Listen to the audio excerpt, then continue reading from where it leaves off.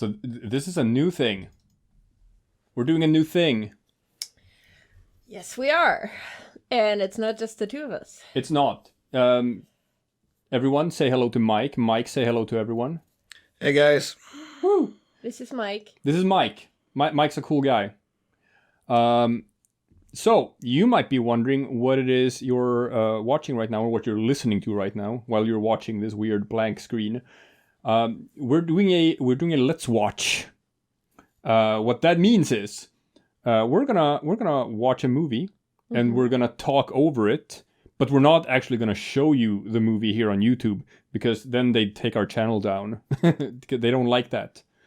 No. We're watching Blade Runner 2049, and we're just putting a commentary track on it. So what you have to do is you have to somehow Acquire this movie through legal means. acquire the movie. And then you press play on the movie, and you press play on this video at the exact same time. And then you get the pleasure of having someone else just talk over your movie and just completely destroy the experience. It's like watching a director's commentary track of a movie, except now it's just like a bumbling pack of idiots who don't really know what they're talking about instead. And whose opinions suck, but whatever. But that's fine. We like Blade Runner. Mike likes Blade Runner, so we brought him on for this as well. Yeah, everyone here likes the movie, so we're not going to be rude about the movie. This movie has so much going on for it, and it's also got tons of silence. Tons of just no one talking at all, which means we can provide commentary without talking over the movie, which is great. Except for, if you're trying to enjoy yourself. Speaking of which, I don't know whether these are on. You don't have any audio? Nope. Right. Got some audio issues. We got that fixed. You got your stuff in order? Oh yeah. You can hear? Okay. Great. Yeah, so up front, back in the day, when the original came out, I mean, I was a bit too young for it back then, but we were all a bit too young. We were all a bit too young. But when I started getting into movies and stuff, like for the longest time, the original Blade Runner was my favorite movie of all time. Was like top 3. What do you got? You got Blade Runner, Reservoir Dogs, I don't know, Lion King. Really? Yeah. What's your top 3? Well, movies of all time. Please don't say Advent Children right now. Oh, we gotta do a Let's Watch of Advent Children. Oh, that's good. The Final Fantasy VII movie. I wouldn't mind. It's appropriate as well. It is. It's thematically appropriate. We've played the original on the channel, and we're gonna play the remake when that comes out. So the schlock of a terrible CGI Final Fantasy movie could be pretty fun. And it's not just a terrible sci-fi movie, it's just a terrible movie. It's the worst. It's really bad. Why did they bring in the kid called Denzel and made him the main character of the movie? I don't know. Yeah, and it's fun because they thought they would redeem their, what was it called? Spirits Within? Oh yeah, Final Fantasy The Spirits Within with Steve Buscemi. Wait, what? Yeah, the first Final Fantasy CGI movie was not related to any Final Fantasy game. It was just a standalone Final Fantasy movie called Final Fantasy The Spirits Within. It's terrible. And they got a bunch of big name actors in that. How have I not heard about this? Because it's shit. It's one of the first sort of serious sort of CGI movies. Oh yeah. It sounds like the kind of thing either of you would have gone off on a 1 hour rant before. It's not worthy of speaking of. All right. I'd have to rewatch it to sort of even remember the plot, because the plot is just a big nothing. I love Dave Bautista. Yes. Dave Bautista is fantastic. So underrated. He is. Maybe not anymore, I but don't he used think to he's be. underrated. He's very, very highly rated, right? He used to be underrated. Oh. I mean, he had the sort of same career path as The Rock, in that had some trouble being accepted as a serious actor because of his history in pro wrestling. So he had to do a bunch of like shit movies first.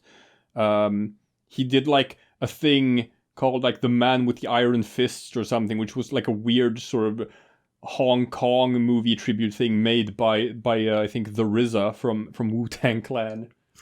That was a weird one. Okay. But then he got his big break as Drax. Everyone knows about that. Yeah. But I think this. I think this movie was probably his first opportunity of like just being down to earth, proper role. Actually being like a sort of serious character actor. Yep. He's not in this movie for a long time, but it's a very powerful performance. I mean, he is actually in it for a long time. It's just not a significant percentage of the movie. He looks so old in this movie, but that's because he kind of is old in real life, and they didn't make him look young in this one. Yeah.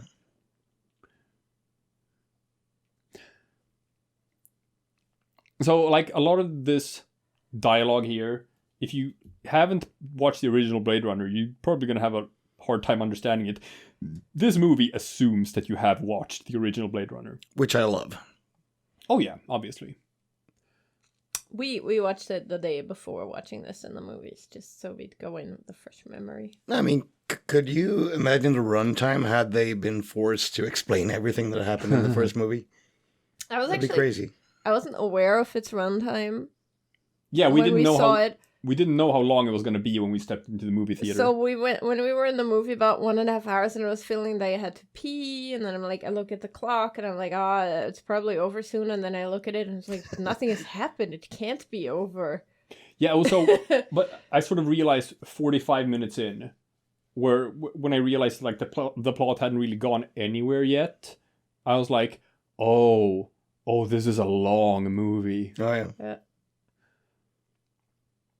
So, basically, what happened is Ryan Gosling plays a later series of Replicant, and Dave Bautista plays one of the earlier ones that have sort of been discontinued and not under government control or whatever. And there's a few of them left, and they're in hiding. They're being hunted down. So he is a replicant who hunts other replicants, which is kind of an interesting thing in contrast to the first movie with Harrison Ford. Because in the first movie, at least in the original version, they keep it intentionally ambiguous if he is a replicant or not. Yeah, so I kind of love that they're just straight off the bat tells people that K's are replicants.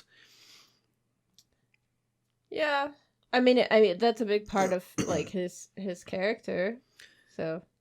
No, but I mean, having a sequel that many years later, you can't just replicate the movie. First of all, No. No pun intended. Especially not one that's such a cult classic. They'd have to. Yeah, you have to do something new with the world you have. I'm just so unfond of violence. Yeah, and it's a very short scene, but it's still very brutal.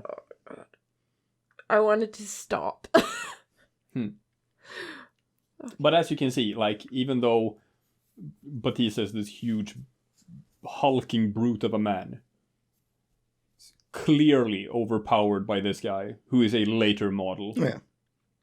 And I like how down to earth it is, or like how down toned they make the replicant thing, where like there's very few action sequences in this movie. There's very few times that he actually sort of get to see that he is different from others. Yeah.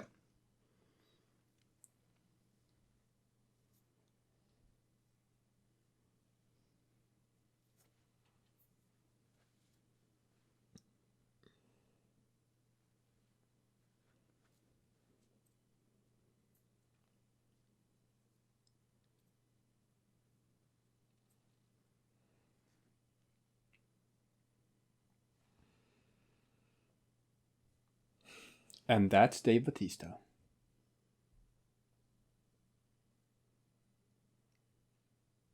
Oh well.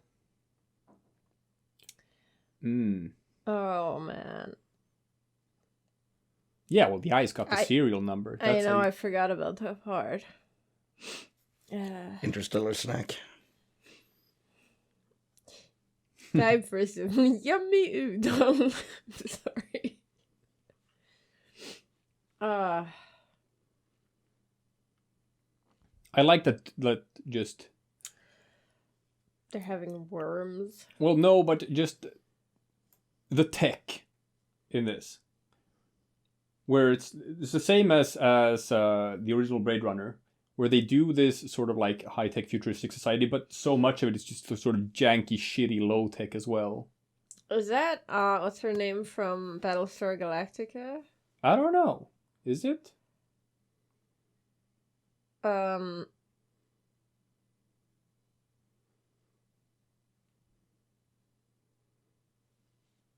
Star... Something Star? Battlestar Galactica? No, what's her name? Oh, this yes, isn't... Battlestar Galactica, Yeah. That's her name. Proper. That's gonna keep bothering me. Star Johnson. I have to look this up.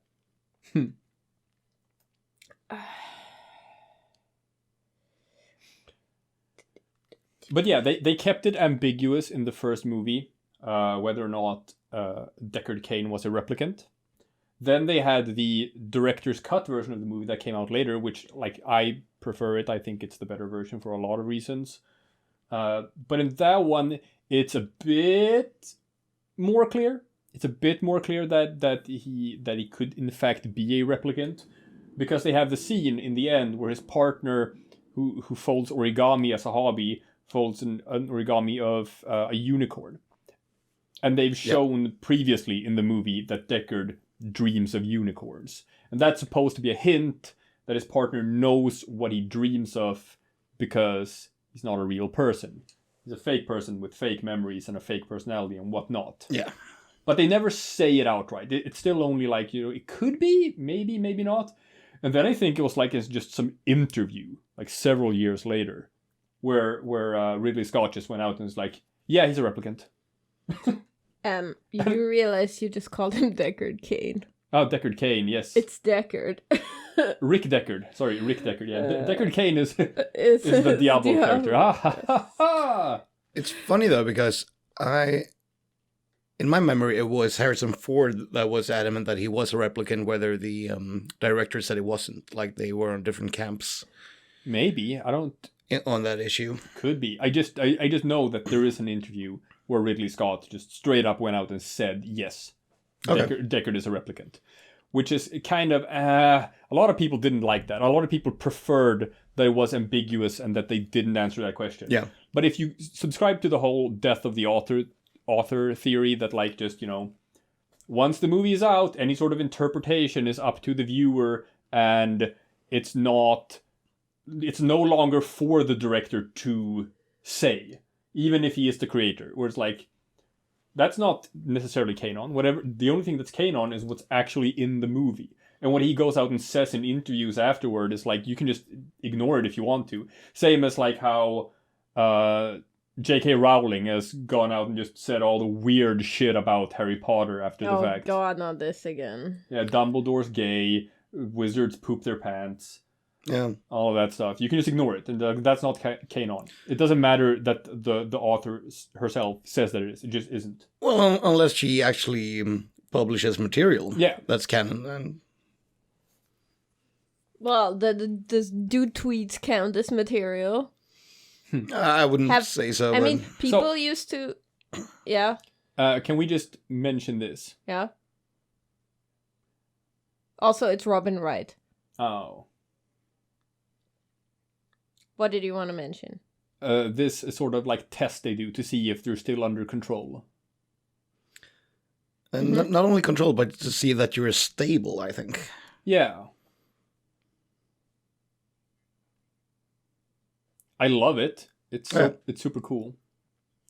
So this is one of the things that's introduced by Niander Wallace, the guy who took over the Tyrell Corporation.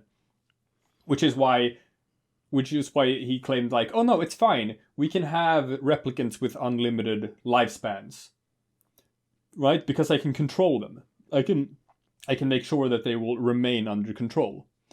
Because that was a big thing in the previous movie, where like replicants only have a lifespan of 5 years, because you can't control them. Eventually, like, some people are going to rebel and stuff, but it's a problem that's going to solve itself, because they only have a lifespan of 5 years, so they won't have time to do much shit anyway before they die. Yeah.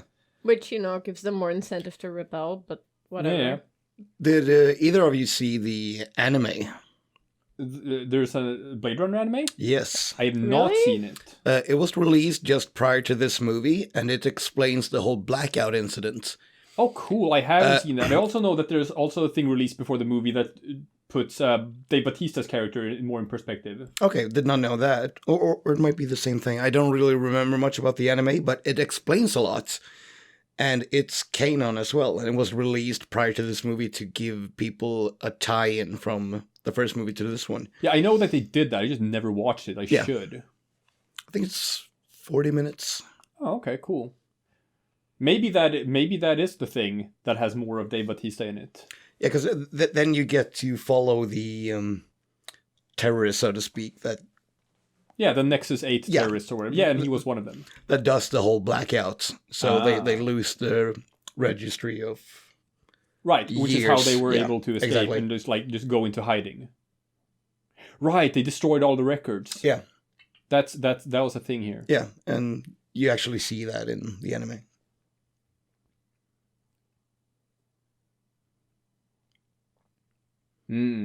Great. That's a shower. But that's not very effective as far as cleaning goes. Well, I mean, he's an android, so... A replicant. It's not an android. But Yeah, he's like not going to get infections. And... No. Well, he can, right? But he's not a robot. He's just a synthetic human. I mean, isn't that the entire... Yeah, he's a synthetic human, and isn't that the point of the lady person later, where it's like, her immune system or whatever? Like, they can get sick, right? I don't think so. Not sure. I'm not sure replicants can get sick. Who knows?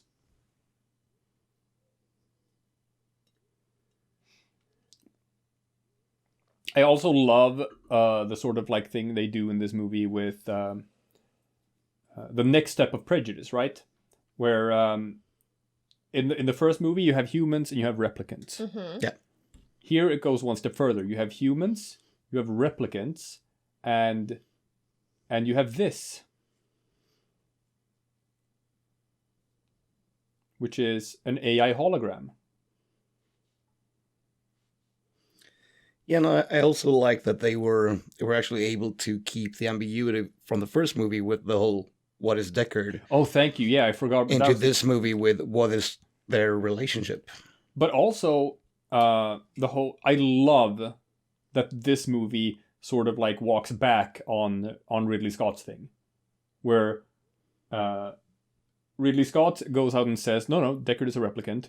And this movie's like, no, we're going to go back to having it be unanswered. Yeah. We're going to go back and like very deliberately not answer if he's a replicant or not. God. Anna talked about before we started watching this movie how she was like, am I going to bring up how Ryan Gosling is just the most fuckable? Well, that's not actually my opinion. I was just thinking, are we going to talk about that? Because that's like something a lot of women think when they watch Ryan Gosling movies. And I said, we can talk about that if we also talk about how Ana de Armas is... I would like if I were to talk about how hot her is and put it like on a scale or something, I would call it unfair. Hey, so long as you don't mention her last name, you can talk all about that. Ah, yes. Anna with one N. Yeah, but whatever. Right. I'm not gonna notice a difference. But yeah, you have the next step here, which is the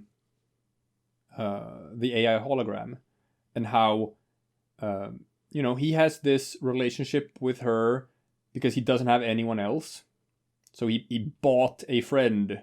Yeah. But he treats her like a real human being, and you have this thing where like everyone's like, yeah, but she's not, though.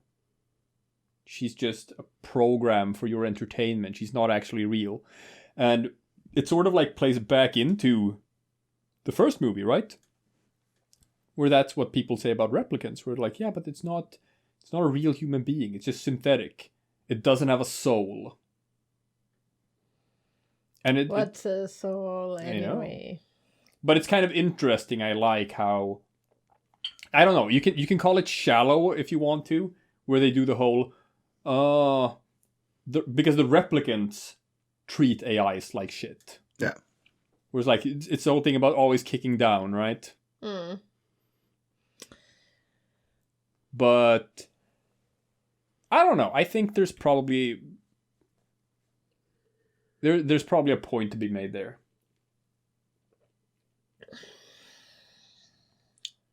I actually really love her character in this. I love their interactions between each other.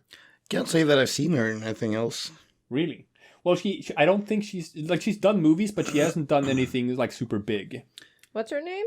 Ana de Armas. Yeah, and a lot of her filmography is outside of the States as well, right? Yeah, I think so. Yeah, because she's Spanish? No, Yeah. from Cuba. Cuba. Really, Cuban. Mm-hmm. So what's her filmography say? She's... Oh god, I'm not gonna read any of this because I don't speak Spanish and I don't want it's to... like Spanish Yeah. movies. Okay. The English titles, just because I can pronounce them, yeah. Knock Knock, Exposed, Hands of Stone, War Dogs, Overdrive, Blade Runner 2049. Yeah, it's like Yesterday, The Informer, Wasp Network, Knives Out, No Time to Die. Yeah, I know. I don't know. No, it's not anything like super big before this. How on earth did you remember her name? Uh-oh. No, I'm actually impressed because like No, Mike knows. Didn't actually. Mike knows. Oh, I thought you meant about her name. What? Yeah. Mike knows why I know her name or how I remember it. okay. Is that an important part of the fantasy? No, I'm just saying. Names? I'm just saying if you Googled someone X amount of times, eventually you remember their name. Right. Right. Am I weird? A little bit. No. Jesus Christ. All right. A little bit. So what's your list then? Your 3 celebrities where we've had. I think we've had this. Been over this. We've had this discussion off camera. I'm not sure if we've ever had it on camera, where it's like, your. This is also one of those things where it's like, is she real though? Because you got a call, so she just went on pause. Yeah. But everyone has the list of like the 3 celebrities you are allowed to fuck. I'm single. I'm allowed to. Yeah. Okay. Fine. But if you if you weren't a miserable fuck and you actually My life is awesome. someone, right? What would be your 3 celebrities that you would be allowed to fuck and it doesn't count as cheating? Everyone gets to have 3. It's never going to happen, but you still get to have those 3. Sure. I have Ana de Armas on mine. That one is a no-brainer. Right. Fucking no-brainer. I have problems with my list. Yeah, the problem is you have to update the list from time to time as they get older and less interesting. Obviously. No, I can't fill it. Like, don't get me wrong, even back in the day, I used to have Elizabeth Hurley on my list, but now she's probably a bit too old. A little bit. Like, I used to have Julianne Moore on the list as well, but now probably a bit too old. But you got older too. I don't, what the fuck? Yeah, I get older, the girls stay the same. Alright.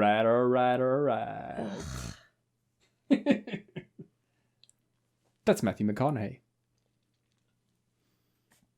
Alright, so this is the skeleton that they found buried in underneath the tree where Sapper Morton was hiding. Yeah.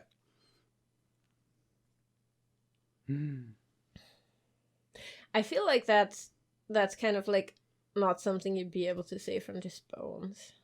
Well, with the future tech. You can do it with the future tech. This is one of the other few times where you can sort of tell that he's more advanced. Where you could spot something on that, even though it was like just not enhanced enough and you shouldn't be able to see it.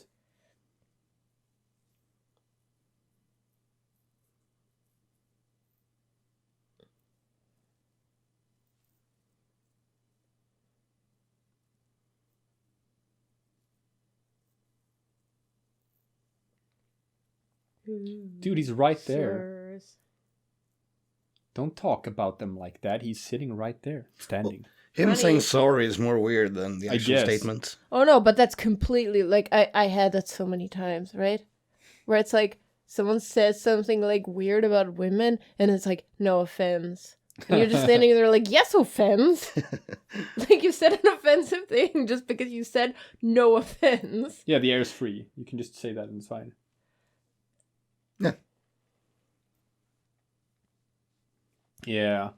There's like enhance to the left, enhance. They need section. That's like a callback. That's a callback to the first movie. I know. You could like enhance, now rotate it 90 degrees. Yeah. That's not how it works. No. That's not how cameras work at all. Also, the Battlestar Galactica character I meant the other earlier, her name is Starbuck. There was a star in her name, okay? Starbuck Johnson. Of the New Hampshire Johnsons. Now, it's not her, obviously, because the actress's name is Kathy Sackhoff, and I mean, I only saw her on like a small screen, so this is Robin Wright, but I was right that the character I was talking about had star in her name. Understood.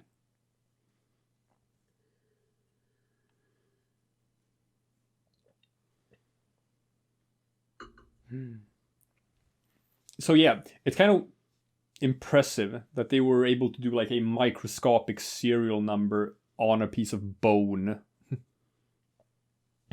You could make them pretty small. But I think to me, it doesn't make sense if you're going to make it in that size. It would be easier to do a barcode, right? Well, it depends. I mean... It's just straight lines. Do they have barcode scanners in this world? Let's assume that it's always placed on the same side, so you know where you're going to look for it. Also, who puts like a serial number on the inside of a pelvis? I don't know. Well, Wallace is a strange man. That was the dude with the glasses, right? What? Who? Yeah, who made the replicants? Yeah. The chessboard and everything with the weird mansion. Tyrell. Yeah. But the Jared Leto character is Wallace, right? Neander Wallace. Yeah, exactly. I forgot about him. Yeah, well, that's the one gripe I have with this movie is we're gonna talk about him. It's also the one flaw on this movie, and it's not even that big of a flaw, but it irks me. It's just we'll get to that. We'll get to that when he shows up. I honestly just completely blocked all memory that he was in the movie. Like I only he has an important part, but he plays it wrong. But we'll get to it. Yeah, we'll get to it. So I love the aesthetics of. They've clearly tried to like you can see so many similarities with Ghost in the Shell, with how they designed like this actually. And the reason why is pretty much intentional. Like obviously the original came first, but this takes place in an alternate reality where at some point there was some sort of war between America and Asia or whatever, and Japan won, I think. That's why it takes place in it is in California, but I think they call it Neo Tokyo in the original movie. Because because it's now an amalgamation between like Western and Japanese culture. That's why you see him sitting around eating ramen shops and just talking some sort of Asian dialect with some sort of... Oh yeah, I mean, imagine just even if like the whole Japanese takeover never happened, just like Westerners randomly sitting somewhere eating ramen and saying things like calling itself Anna-chan or something. Oof. Like that would never happen, right? It's funny though because the latest rumors of the live-action Akira movie Mm-hmm. is supposed to be set on Manhattan, apparently, with the same premise. Really? Yeah, that there's been another world war, and basically America's been Japanized. Colonized by Japan. Yeah, and people are not happy about them trying to change the scenery for Akira to America. Also, it might be a way for them to try to whitewash the movie. Ah. Yeah.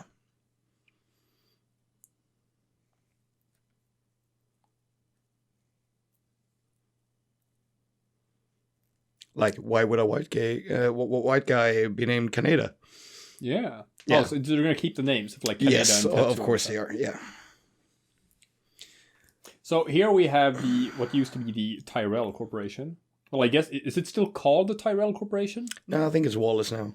Yeah, Wallace.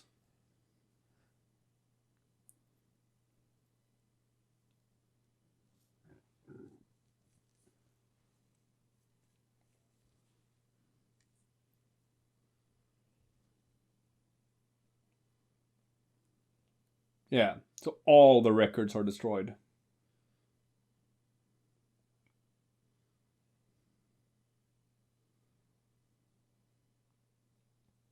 That's actually the reason why, like, some companies, like my previous company, for example, keeps like all the paper records.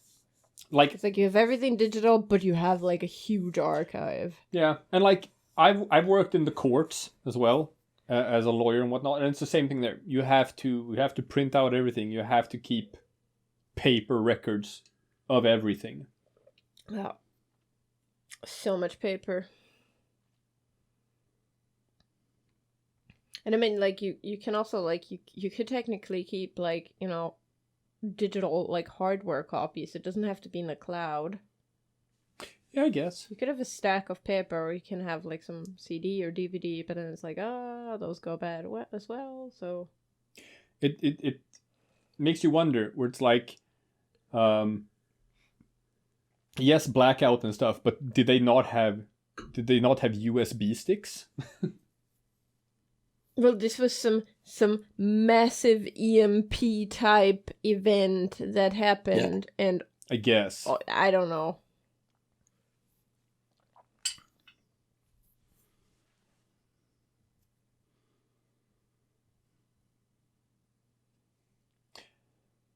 Yeah, so Niander Wallace is kind of fucked in the head. Great character, though. Great character, but we'll get to it. Wait, Yeah. does that mean, like, what rating does this movie have? Just because there was like a little bit of junk there. Yeah, that was penises. Like, Well, Americans plastics. would never survive that. Oh, but there were plastics. That's what I fine. was getting at. Like, is it okay if it's, like, plastic penises? Yeah, it's not a real penis. It's So- like showing a dildo.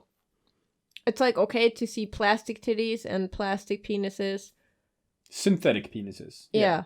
But as soon as you show a bit of side boob, it's like, oh no, we gotta make this R-rated. I guess that makes sense. But Does it? they show Joy's fun bags as well.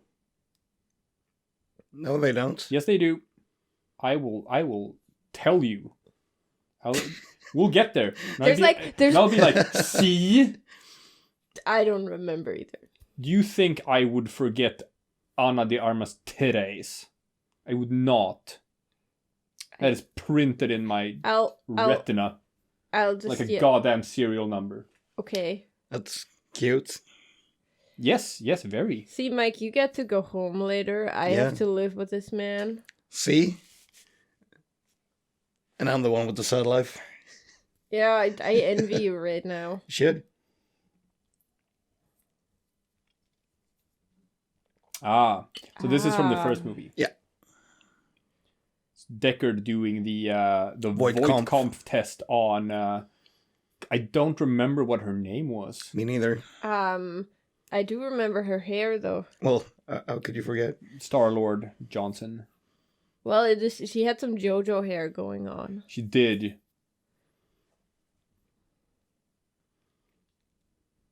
See, she said we were difficult to spot then, so she's a replicant. It's Love, I think her name is. Luv. No, that's her name. Yes, I know. Yeah. That's what I was talking about. I thought we were talking about the Deckard's love interest. Mm. Yeah.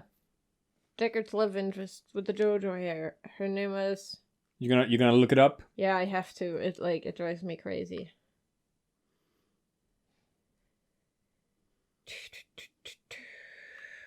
Blade Runner. Her name was... What the hell? There's no cast list. I'm sure there is one. I don't know, just go to IMDb instead, right? Yeah. Plot, whatever. You don't go to Wikipedia for movie stuff. Ah, geez. Amateur shit. Right. Hang on. Da-da-da. IMDb or Pornhub. How would Pornhub help me? Well, that's where you find all the good stuff. You know what? According to Reddit, I could just go to a random porno and ask my question, and someone would answer it in like... Exactly. It's a 5 very seconds. welcoming and nice community. I guess. Okay, Blade Runner on IMDb. Yeah, so this is the guy. This is Deckard's old partner back in the first movie. The guy who did the origami of the unicorn. Oh, but he's... that's... Yes? He's actually in Battlestar Galactica. Right?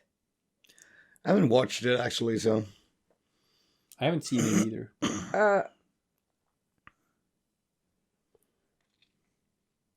Rachel, her name is Rachel. By the way. Rachel. Right. And yeah, this is Ever James Olmos, who is one of the main characters of Battlestar Galactica. That was also a neat little thing where he folded a sheep, and that is because Blade Runner is based on a novel which is called Do Androids Dream of Electric Sheep?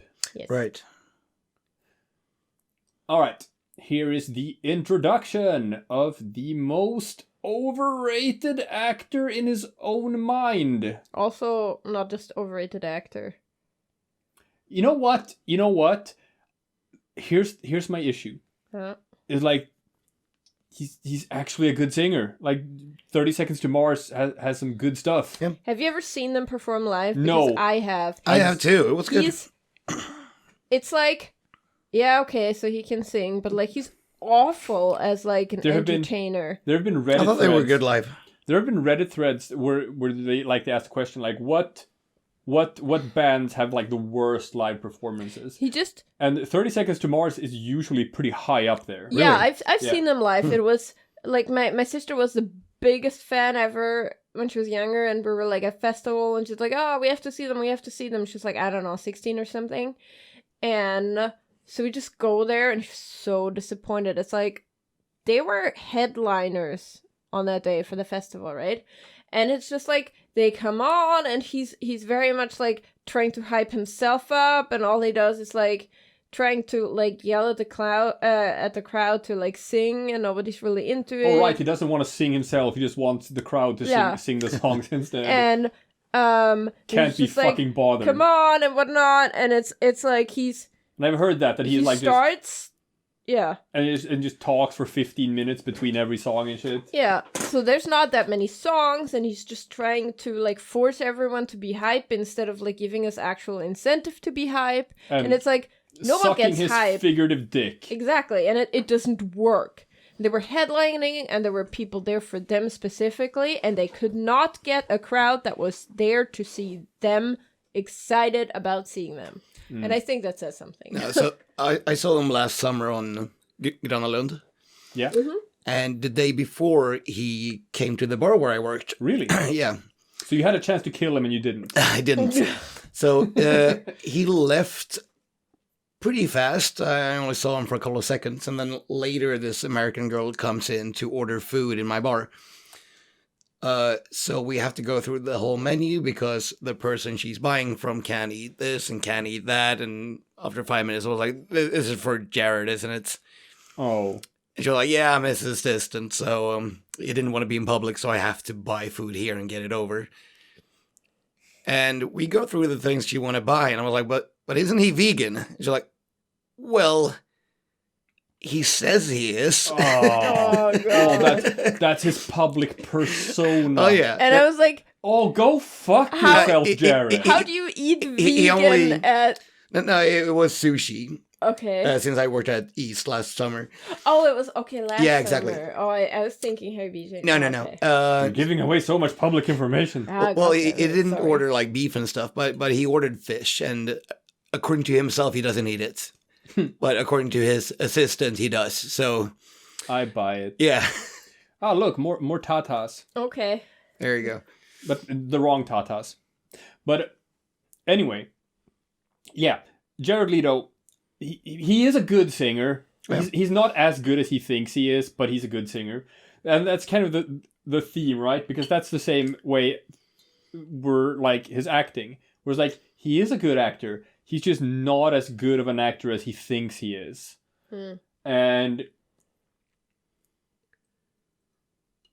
he kind of misunderstood this character that he's playing right now. Yeah. I've talked about this before with Mike, and I think I've talked about it with Anna as well. Yeah, but I forgot everything about it, so just tell me again.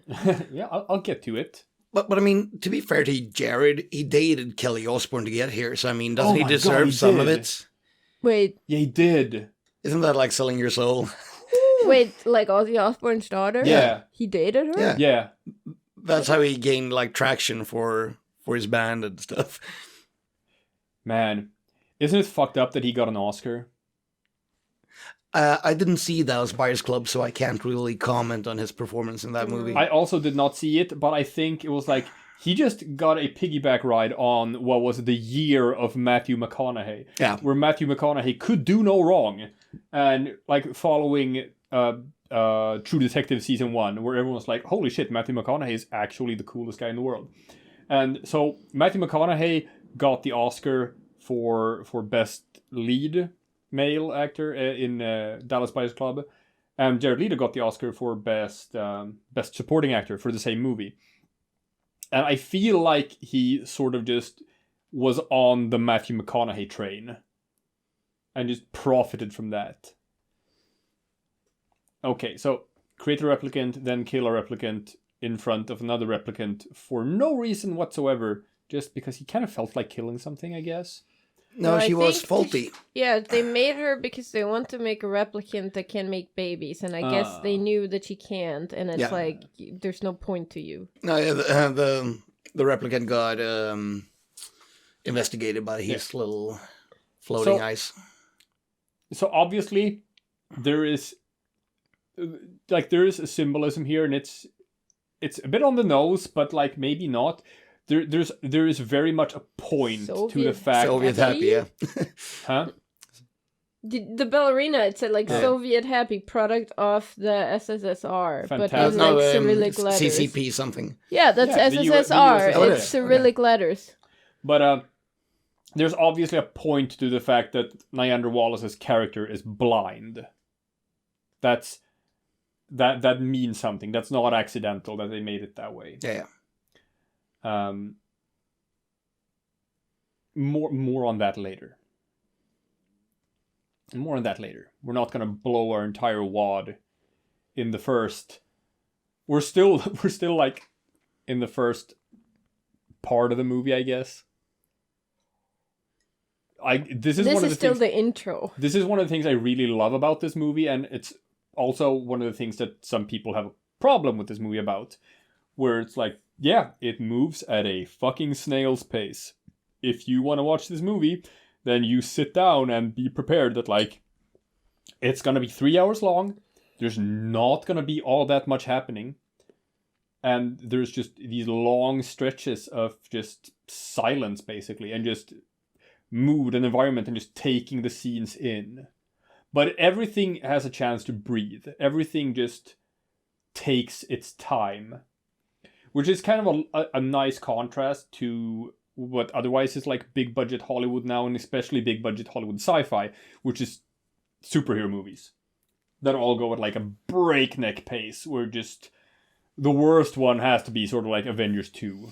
I don't remember, but I I don't if I even recall think I saw correctly, they're supposed to speak like Scandinavian language between themselves. Oh, that. Who was? these The prostitutes. the prozzies. Really? I couldn't hear them speak though. Oh, man, there's a movie. Do you know it? Like, it's called something like Swordfish with John Travolta. And, and there's a scene where they pick up this supposed Finnish hacker, Uh-huh. and he speaks in Finnish to his lawyer. Only I'm sitting there and watching it, and I was like, "Hey, that's German," because they couldn't find like someone who spoke Finnish for their American movie, so they were like, German, close enough." Yeah, no one gives a shit. Who can tell anyway? It's all ching chong mumbo jumbo. So I think whatever their supposed Scandinavian language is, like, there's only so few of you guys here, so pick whatever.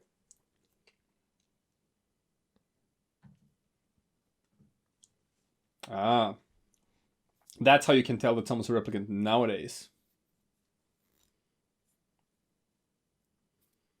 I'm intrigued over the fact that you don't change the ring signal for joy if that's a call out immediately that you have an AI girlfriend. Oh. At least have it on vibrate.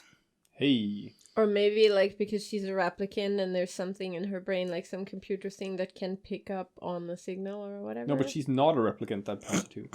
Oh.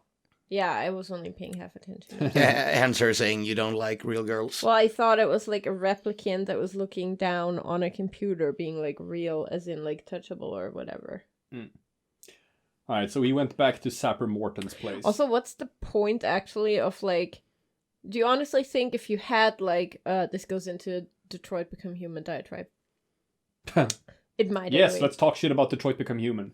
It sucks. Anyway, my point is like, okay, so in a world where you can make these replicants, so you can just technically like make sex bots. Yeah. Do you think you would still have human prostitutes? Yes. Because of racist. Like there are people who are like, oh, I'm not gonna fuck a blow up doll, basically. Well, I think racists might, like, I mean, like, real world racists will still use like, you know, prostitutes of other races. It's easier for them to look down on this. Yeah, but you know that's a bit simplistic, saying that like, oh yeah, that's you only go to prostitutes because you want to fuck someone you look down on. No, yeah, but I it's think like, that's kind of weird. That's no, not I true at all. didn't say only, but I meant like it does happen. So, but there'd be less of them, right? No, but usually if you look for a prostitute, you would look for someone you're attracted to. And I mean, most racists, by their own belief, wouldn't be attracted to those girls anyway, I right? guess. Yeah. Okay. I find that a weird statement. Okay, so I mean, like, I obviously don't have a whole lot of insight into racist men who use prostitutes, to be fair.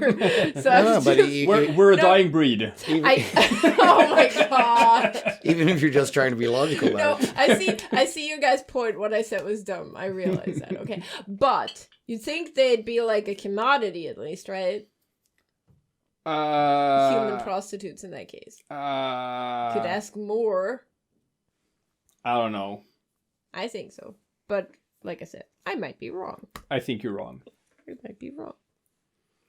I think human beings are more complex than that. Are replicants allowed to use prostitutes? Yes. Why wouldn't they? Well, I don't know. They're so tightly controlled. Like, No, he's allowed to have a private life. It's just that like there's a limit to what he but they don't want can him or to can't do. feel things. Yeah, he probably wouldn't get much out of it. Yeah. So anyway, he got a memory. See, when he saw those numbers, he remembered something, and it was a memory he didn't recognize, and it jarred him. Yeah. That's how it starts. You just walk through your day, a normal day. Suddenly you remember what they tried to make you forget.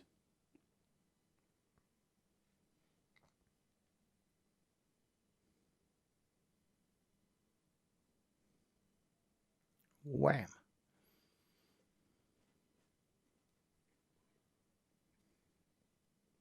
Oh boy. Ugh. Mm. I don't know if I've mentioned this. But you don't like violence? Yeah. So she just broke his neck, I guess? Yeah. With that one punch? Great.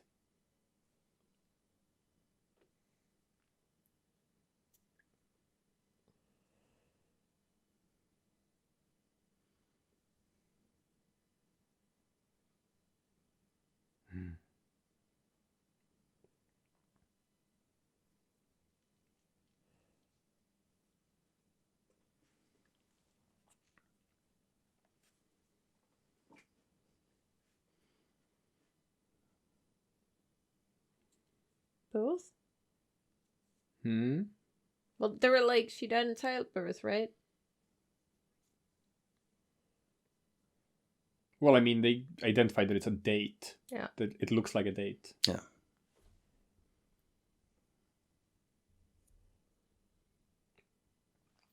But she still, like... She still talks to him as if he's a real person. Guess it would be hard not to. Well, a lot of them I are know. pretty good at it. Oh, yeah, but...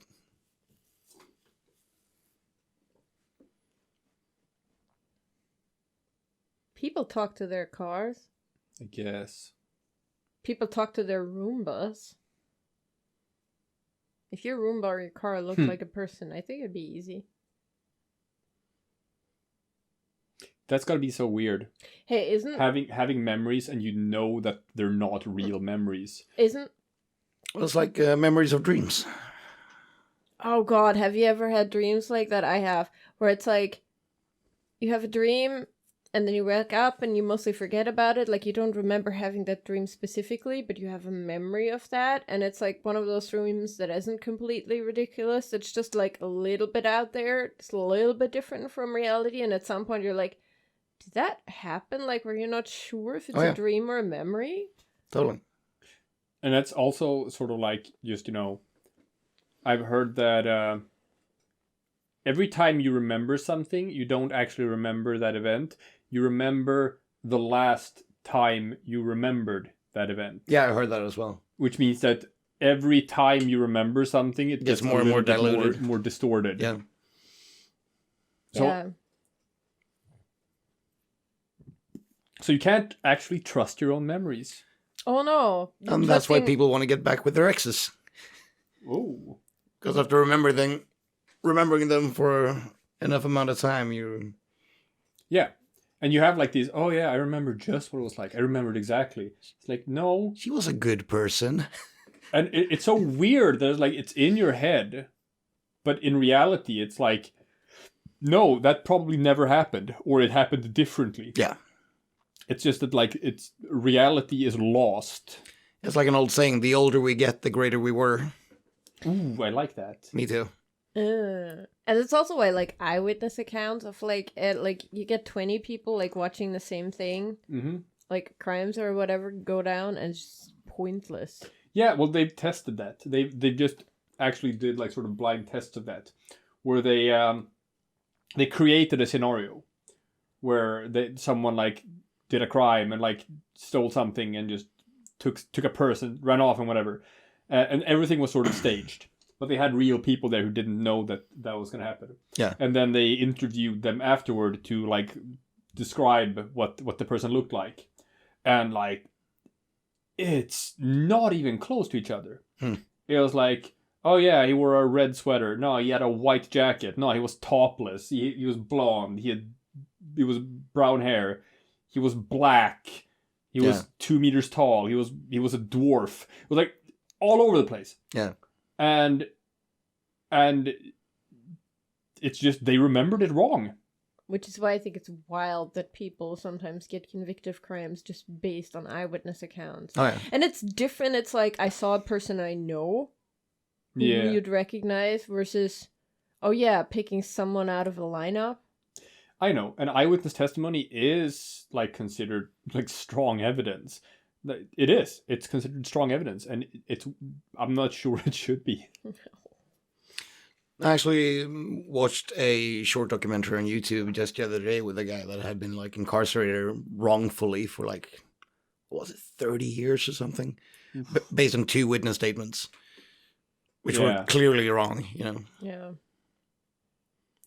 And it's like, I hope I never witness a crime and someone asks me for it, because I'm terrible at like just picking up stuff in my surroundings. I don't have facial recognition. It's like Me neither. I'm a bit trained in it from having worked in the courts, where it's like I kinda have some understanding of what it is that you should sort of look out for. You have to focus on just things that are very, very easy to remember, and like not try to just go for details. I mean, I'll remember a pretty girl forever, but just some schmo. I mean, I'll forget him in 5 minutes. well, yeah. Do you remember like the specifics of how she looked, or do you remember Pretty Girl? No, it's funny because I saw this girl at my work a couple of weeks ago, and I was like, I recognize her. Like, oh yeah, I saw her one time 1.5 months ago. She ordered this, and her name is Michelle. Wow. Aw. But usually I don't remember faces or names. She must have been a hottie. She was. Sometimes people tell me 9 out their of 10. names, and I forget it like I love the it. second off. I love it. Come again? Oh yeah, she was 9 out of 10. I love that you have the number for it. It's like, yeah, 8.7 out of 10. Yeah, totes. What difference? Because like you could have said 10 out of 10, No, that's inachievable. but you could have said like, Well, that's basically saying no one could be hotter. I guess. So that's a number you would never. But how do you give know? out. How do you know it's a 9 and not an 8? Well, I mean, she was prettier than an 8, so... Okay, but how? Obviously. But how do you know the difference between an 8 and a 7? What's the criterion here? That's quite easy as well, but it's hard to just speculate. Oh, It's easier you to know, show. I think you know what you want to say. You're shy in front of the microphone. No, not really. It's just hard Okay. to describe. I mean, she was short, nice body, cute face. 9 out of 10. Yeah, so She had like a cool haircut. Did she not get- really. Do people care about that? No, They could. Nicholas might. Oh, you don't care about shit like that. I mean, it's hair. It grows out. More than you want to. I guess that's true. What else is there that's not important? Clothing style? Is that Nails. important? No, not at all. Not at all. No. It's fun though because Because they can change. They can change clothes. yeah. Yeah, they could just come in no, a but clown costume. it's funny because It's, like, perfectly fine. Thomas, that you know, Yeah. he will go for a girl solely because she has a rocker style. But I was like, everyone outgrows it eventually. She's not gonna have that leather jacket in 2 years. Well, that depends on what age, right? Because after a while, you sort of get stuck in your thing. Like if you're like 35 and you're still a goth, you're probably gonna stay a goth for the rest of your life. Oh yeah, sure. But if we're talking like a 21, 22-year-old with a Yes, then it's fleeting. punk rock image, It's a phase. Oh, yeah. Right? Like yeah. so But, I mean, but do you think of it long term like that? Which is like, eventually she's just gonna look like everyone else. no. But to me, because of that, clothes doesn't really matter because that's what she's wearing today. It doesn't And that doesn't change her appearance or bone structure or whatever. It should say something about her. It should say something what she's like as a person, right? Oh, God, right, really? you like personalities. I forgot. Yeah. Yes, personality is part of attractiveness. No, I just Yes, it is. like big tits. Ah, there we go. Hey, Mike, how do you think you ever get laid? Me, by being a bartender. How do you think I do it? Yeah, and by having like a good-looking body. It's obviously not from his personality. It Oh. No. We know Fine. this. Mike is terrible. How do you think he gets laid? Nicholas. Yeah. Oh, Ah, the it's funny. the internet is a wonderful thing. Yeah, I go for women with very low standards. And yes. self-esteem. There we go. Also, women I can control. Man, you went for the wrong woman here. Nah, I'm Josh. That's what he just- wants you to think. You're way out of your... No, not out of your depth. What was... Like, how do you say? League? No. Mind. I mean, Oh yeah, naturally that one. yeah.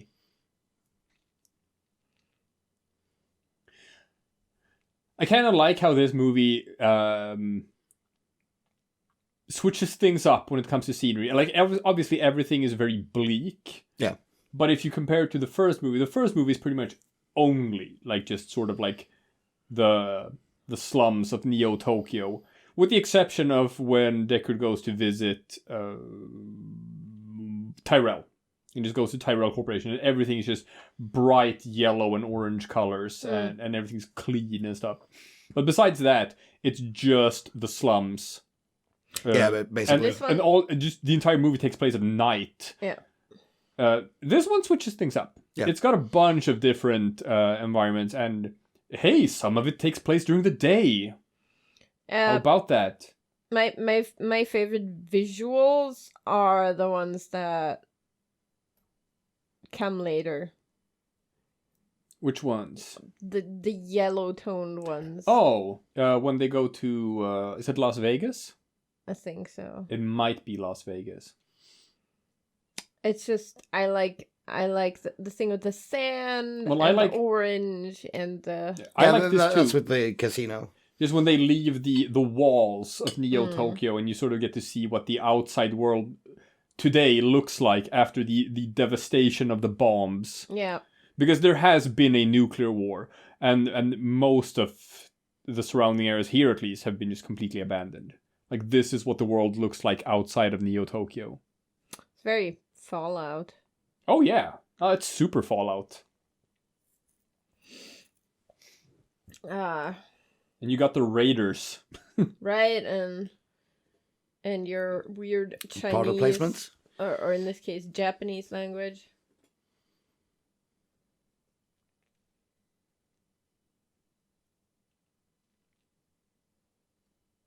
Oh no, she's malfunctioning. Yep. Hey, isn't Ryan Gosling actually like in a movie where it's like something real girl, like where he's like this lonely guy who's like who has like one of those dolls and thinks she's his girlfriend? Oh, right. I don't think it's Ryan Gosling. I thought it was. Yes, he's being typecast. Well, no, he's the other side of the thing, though. I just remember that, though, just in terms of like fake girlfriend. Forgotten that movie completely. This is another one of those scenes where he actually shows that he is a replicant. Larson, the real girl. It is him. It is. Yeah, it's Ryan Gosling. Yeah. So Nick was right. I was? Yeah. He is typecast. He's being typecast. No, Ryan Gosling has been in a bunch of shit. My favorite Ryan Gosling movie next to this one is what's it called? The Nice Guys? The what? The Nice Guys. You've seen it. We saw it with Russell Crowe. Like, that is a great movie. Don't think I've seen it. You have to. It's surprisingly good. And it's the only movie I've ever seen where someone is like, I need to, like, knock this window out with my fist. And what happens is he just completely cuts open his hand. And yes, like, that's what happens if you try to punch through a window. Exactly, but not in movies usually. But in this one, it's just he's bleeding and spends the rest of the movie wearing, like, a cast.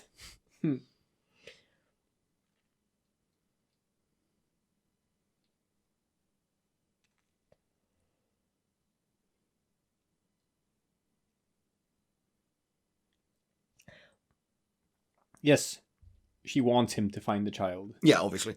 But she's an interesting character because her motivations are kind of hard to sort of parse. But that's what I was getting at. Also, like, she has more freedom than the other replicants, right? Well, she's Nyandra Wallace's right-hand woman. Yeah. Yeah, but he has full control over her. I don't think she has doesn't. any interest No, he over... doesn't. He doesn't. does not. That's a big point of the movie. He doesn't. But I don't think she has any personal interests. Well, he doesn't control her, and there is one line. She says one line in the movie that shows that he does not control her at all. She just pretends to be under his control. Which is interesting because that makes her way more complex as a character, because it's kind of hard to understand what her motives actually is then. What line was that? It is the line later on when she... Yeah, we'll come to it, I assume. Before she kills his police captain lady. She tells the police captain lady, I'll just tell Wallace that I killed you in self-defense. Oh, right. Yeah, I remember. Yeah. Which means that she's capable of lying to him. And that shouldn't be possible. No, but she might still be so well programmed that she only tries to fulfill whatever mission he has for her. I don't think so. Not if she can lie to him. That strongly implies that she is just pretending to be under his control. She should not be capable of lying to him. So we are like at the dawn of a Skynet situation here? Well, that's implied at the end of the movie. Yeah. Strongly implied that, like, the implication is that most replicants are not under control. Like, actually, most of them aren't. I didn't get the implication that most of them, I just got the implication that there are quite a few here who are not. Well, I think, maybe it's not stated outright, but I think... How did they get filming permissions in the Chinese iPhone factories? It's Morgan Freeman. Oh my god. The guys pretend I just slapped him. Sorry. I should have identified Lawrence Fishburne when I saw him.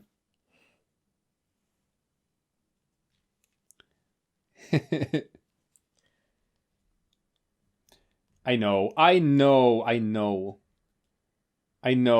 It's Forrest Whitaker. I know.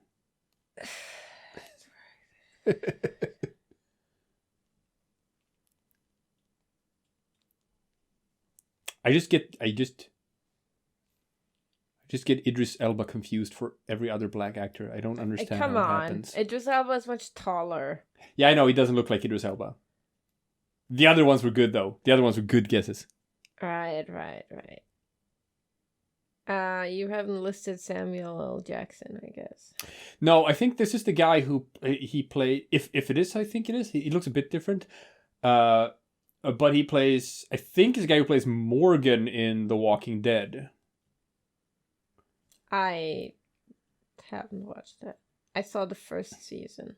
Yeah, he's not. Yeah, he's not in the first. He actually is. He is in the first season. Right? He is the first guy that Rick meets. Oh, like the dad with the very first, and then he comes back in the show way later. Well, way later. I only saw the first season, so you'll forgive me for not remembering that one scene. Yeah, but that's like, season 1, episode 1.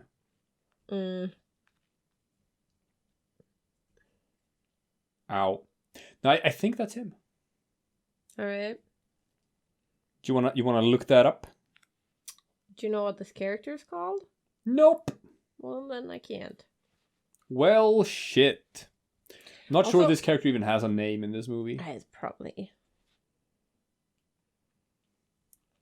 What were these things like before they were ruins? I mean, it looks like it's some sort of, I don't know. It looks like a refinery of something? Nah. It's obviously it's some sort of factory. Could be a refinery. They're probably refining things here. Not really. Like, I know what the inside of chemical plants look like. This ain't it. Well, I've only seen them from the outside, and they look like this from the outside. But they don't look like this from the inside. I'll just have to take your word for it, but I think you're lying. Okay, what do I know about industrial facility design? Exactly. It's not like that's like what I studied.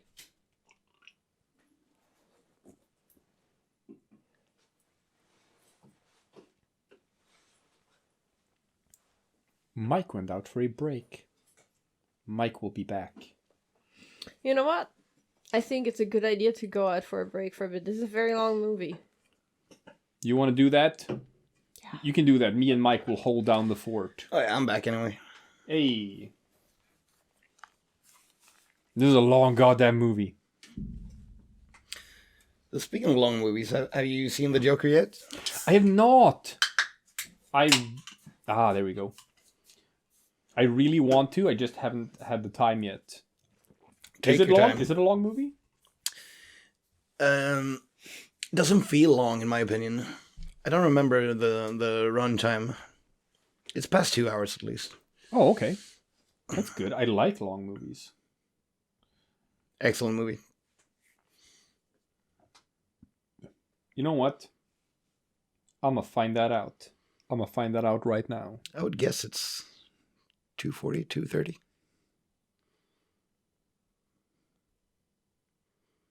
The Joker, runtime.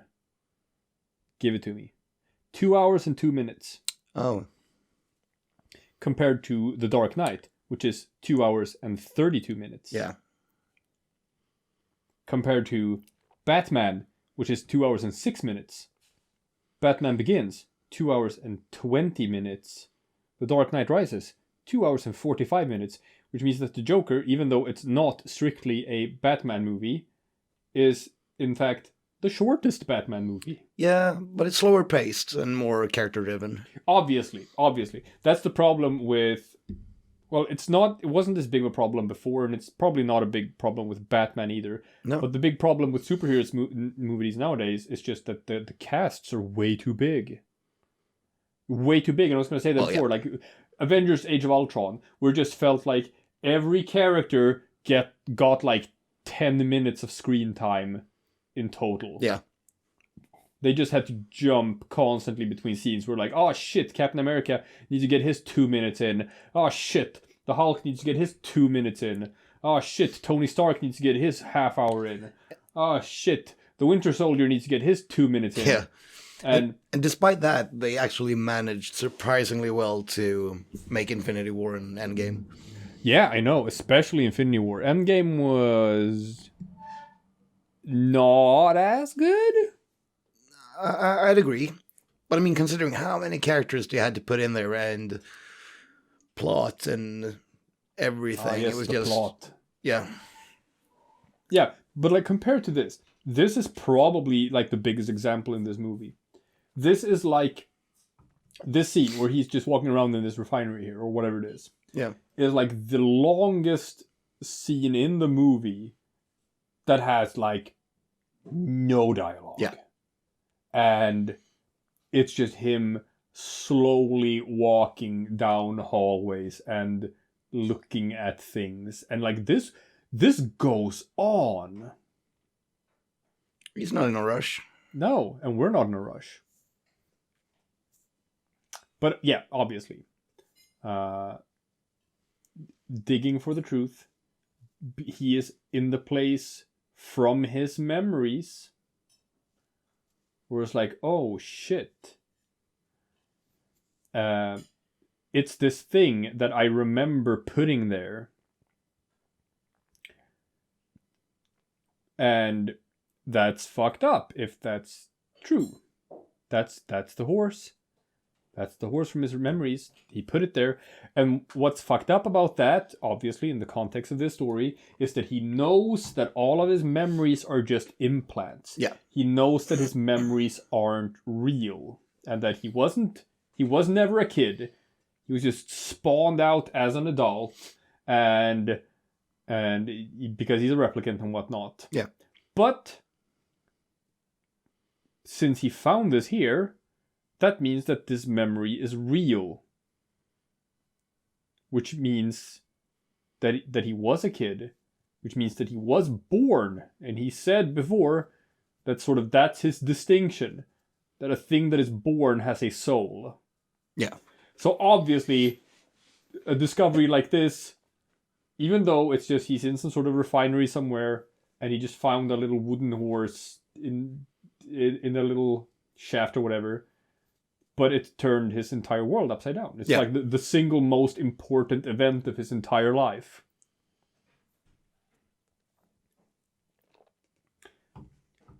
He's still a replicant, and he knows that.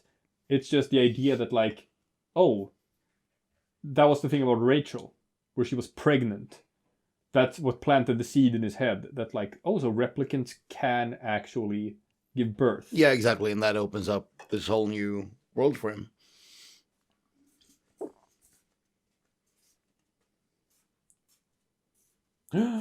Holy shit. Holy shit, Anna brought pie. But only for herself. Look at her. I made the pie. I feel like the least you can do is like get your own pie. She's waltzing in here, sneakily, with a guilty look on her face, with fucking apple pie and ice cream.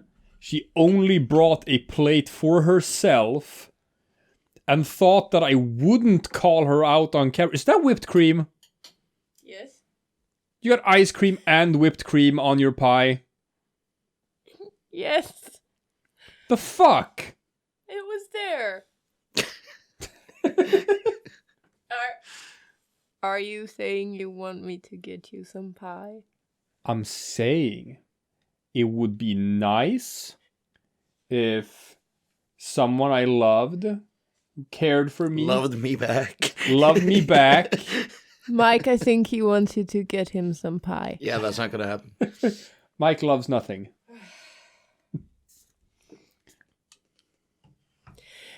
Okay. You want some pie too? Mike. Sure, I can have some pie. Ice cream? Cream? No, pie's enough. You sure? Yeah. Got some nice ice cream with that pie. What about you? I want the whole shebang. Alright. Give me the whole shebang. Ah, this is good content. This is good content for the one viewer we have who's still stuck around for this long.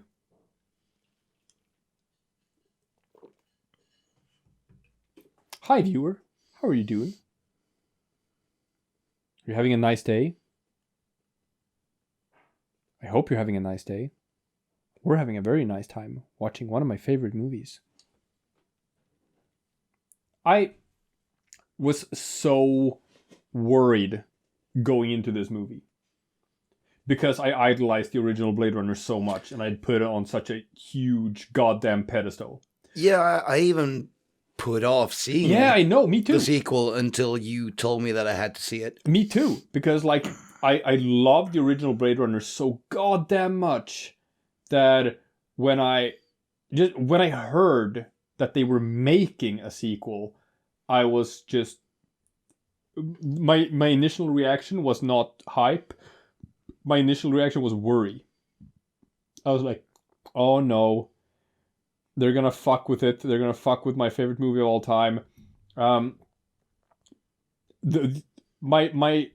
My first thing I said about it was, this movie does not need a sequel. First of all, yeah. Yeah. It's one of those like just moments in time or whatever. It was like, just, no, this is perfect. This movie is perfect. This movie does not need a sequel. And especially since we live in a time where everything gets shitty readaptations and shitty sequels and that Hollywood's no one asked out of for. ideas, so they don't do original stories anymore. They just do sequels of existing IPs. I know. It's bullshit, but it's the way of the world and whatever. Yeah. So I dreaded this. And then I put off seeing it. I did not see it on the premiere night or whatever. And then I just waited and I just looked at reviews and stuff. And the reviews were like, "Oh, this movie is special." Yeah. This movie is not what you think it's gonna be. I saw it more than a year after release, I think. Oh yeah, because I did go and see it in the cinemas, but a bit later. But I just pulled out the courage. I went and saw it, and it blew my mind. It blew my mind, like to the point where I'm like, I almost want to say that I like this movie more than the original. I do. I think this one's better than the first one. which is bonkers because the original Blade Runner used to be my number one favorite top movie of all time, favorite movie, best movie ever made. I actually saw both back to back just a couple of months ago with Thomas, since he had seen neither of them. And he actually preferred the original. And that's fine. Yeah. Because that one's also a masterpiece. Just surprised, since he's 26, 27. I assume that he would enjoy this more modern version more, but he was totally on board with the original. I mean, the original holds up really well. Oh, yeah. Oh, it does, yeah. I still think this is a better movie. And a lot of the special effects and stuff in that one also just, it still looks pretty good. Yeah, they're not over the top, so. Yeah, they're not over the top, and there's a deliberate shittiness in it. So anyway, he's meeting the person working for Wallace who creates the memories for the replicants. She is the best at it. She can tell if a memory is real or fake. So he wants to show her this memory because he wants to verify. He needs to know if this memory is real or if it's just created. Because she creates memories.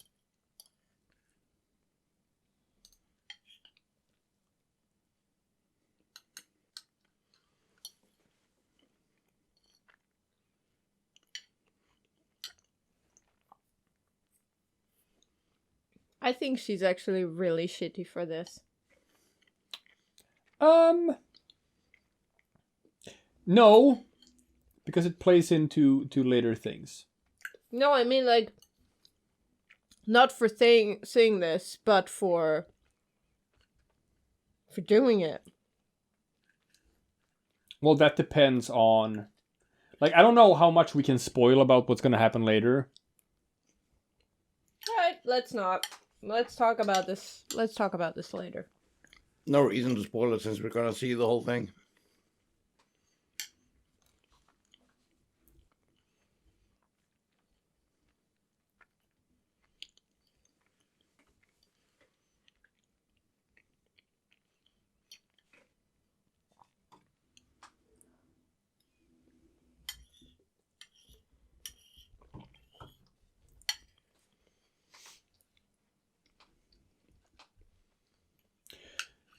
And I think, like,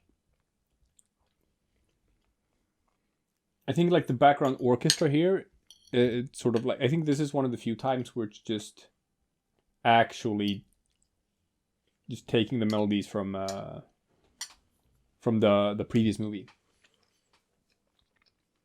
where it sort of invokes that. And this is just Rutger Hauer's character in the original Blade Runner movie. I don't even remember what he was called.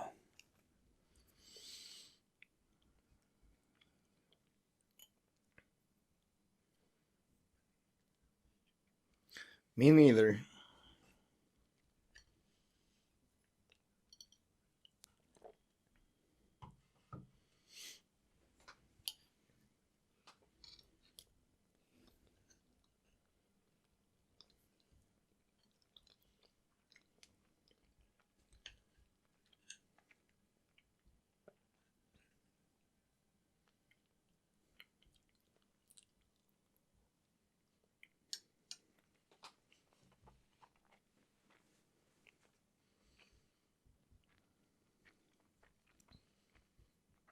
That's bad. That's when they get scrapped. Yep.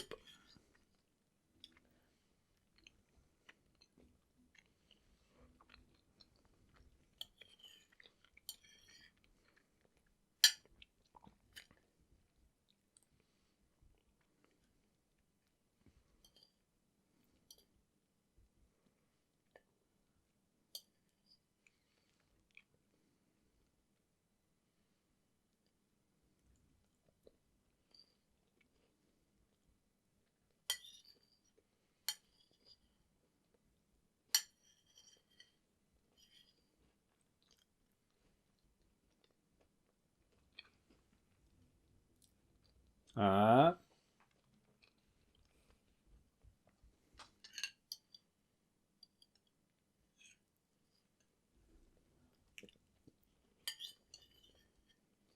Nom, nom, nom, nom, nom. This is good content.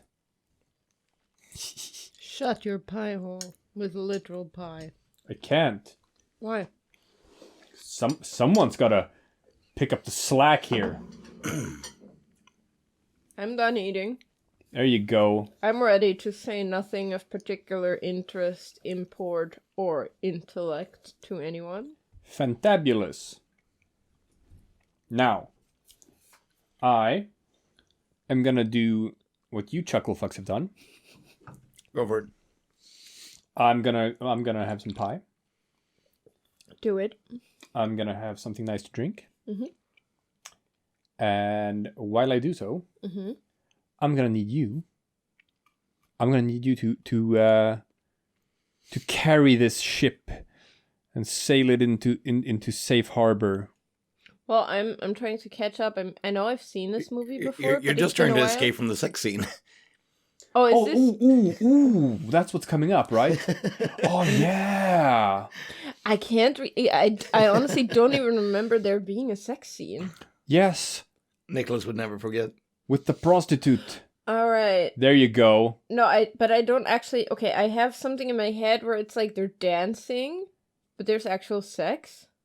You're not that far off. I don't remember. Now, I'm gonna need for you two to have the most awkward conversation about this sex scene as it's happening Okay, would you while like me? while I eat my pie. Oh, Mike, are you up for that? Oh yeah. about There you go. about the sex scene or just the most awkward conversation ever? Both. Just go wherever you want to go with it.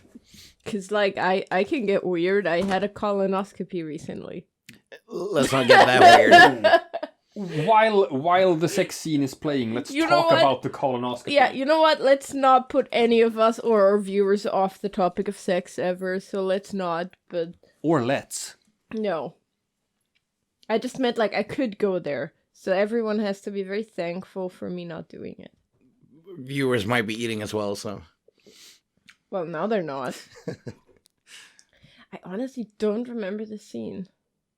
It's quite weird. Also, I mean, I assume she paid for this service with his credits. Well, yes, Which is that's strange as okay, well. because he treats her like a girlfriend, and they have a shared economy because they're living together. So it's fine, She's I guess. a program. She's a program. Yes, but that's not how he views her. Sure, and I mean, I kind of get the whole joy experience thing, but I wouldn't allow that to, like, make important phone calls and control my finances. God, no! I don't even want to have like those Alexa things or whatever in my house. It's like, Oh, no. thank you. It's like some friends of mine have it, and it's so weird. It's like you're just like when I'm at their place and like staying over, and they're like, "Yeah, go to bed." So whenever you want to just go to bed and turn the light off, just tell Alexa. I'm like, I don't want to tell Alexa anything. It's fun, because I find that weird and kind of creepy as well, but I would be all for, like, a hologram servant. I don't know why. A hologram servant. Well, which is basically what joy is. Yeah. I guess it's the appeal of it. It's something you can see and hear in a different way. Yeah. But it's like, okay, I feel like there's two kinds of users for that thing. Like, people who will have, like, a hot, sexy hologram servant, and then there's the people who will, like, have literally Adolf Hitler in a clown costume serving them, like, margaritas or something. I think dead spouses would be the top Oh, yeah, I guess. top-ranking ex-girlfriends, choice, yeah. boyfriends, People who spouses. can't get over their significant other, so on. Yeah. Maybe it wouldn't be highest up on the list, but it would be up there. But if you could do this, doesn't that also mean that each person could, like, superimpose, like, whatever they wanted over their partner while they're having sex? Like and, a Pokemon? Like, exactly. Like, one of them is seeing, like, a sheep or a Pikachu or whatever, and the other one is looking at, like, whatever, Anna, the whatever her name... That was an episode of Black Mirror. Was it? Oh, we're talking about the fighting game thing. Yeah. Well, that's not quite the same though. I'm talking like while they're literally having sex, one of them just has whatever. And like there'd be probably people seeing themselves. Wow. Yeah, that's weird. That's a thing. Well, I'm not into it, but I mean, there's narcissists out there who totally would. Oh yeah. Oh yeah. I'm Hi. Hi? I mean, I'm one of them, right? Oh, I thought you were gonna say something after that and not just a... No. Like, I'm, isn't that, like, sort of an idea that, like, most people would probably be super attracted to, like, a female or, like, gender-swapped version of themselves? I don't know, like, No. whenever someone talks about that on the internet, people are like, you underestimate how much I hate myself. And also, if that was the case, I mean, I wouldn't be more into foreign girls than Swedish girls. Maybe you're just like a foreign kin on the inside. Yeah. And you just feel Well, like... we're talking about someone who looks like you, but gender bent. So, I mean, that goes against that whole theory straight away. Maybe. I'd probably want to bone myself. But like I tell people who don't really get that, I mean, if you want to fuck someone that looks like your sister, sure. I mean... Whoa! Oh, ooh! Well, see, that's what I was gonna say. My brother... That's some perspective on that issue. Yeah, right? I was gonna say that I would not want to fuck, like, a male version of myself because, like, my brother looks so similar to me. Exactly. Where it's like, the male version of me probably would look like my brother, and that's like, no. I think you're coming from this from a perspective of not having a sibling of the opposite gender. Yeah, I don't have a sister. Right. That might be it. What, you're trying to find her and then fuck her? Are you even sure that you don't have a sister? Speaking of... I'm not 100% sure. You look the part.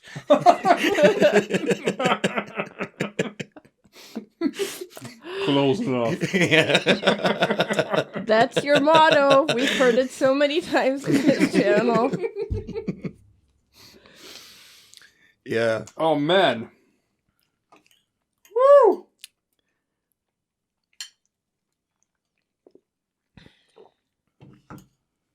All right. I will admit that there are holes in my theory. Yeah. Well, I mean, there are a lot of white trash people, so I mean... Oh, yeah, that's true. That's true. In some parts of the world, the only true love is that between whatever closest of kin happens to be in the same room as you. What? Sorry, I think I missed something here and I only heard the second part of that sentence. It's because I'm trying to eat pie and talk at the same time. Because you're not doing your jobs of covering my ass while I'm eating pie. Well, we would, but you keep talking with your mouth full anyway. Oh, we just confirmed that we're 33% white trash in this room. At least.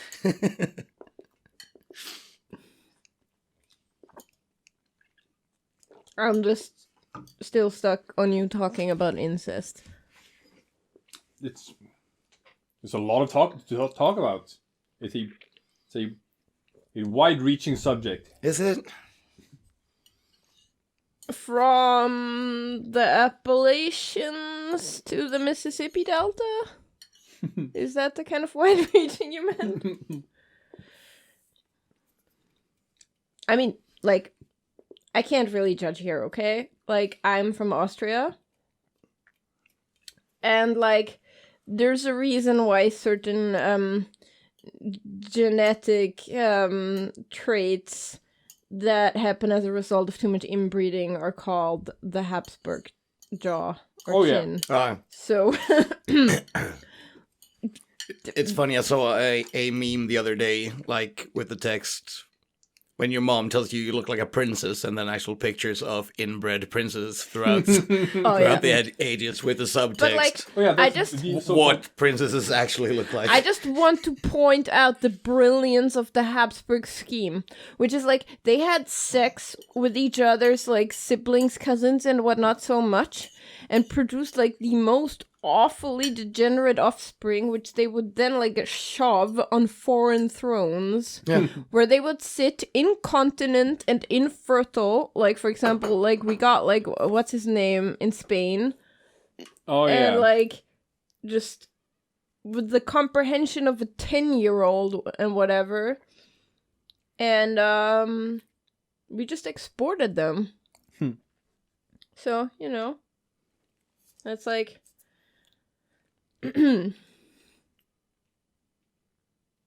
Homegrown vegetables exported all over the world, so to speak.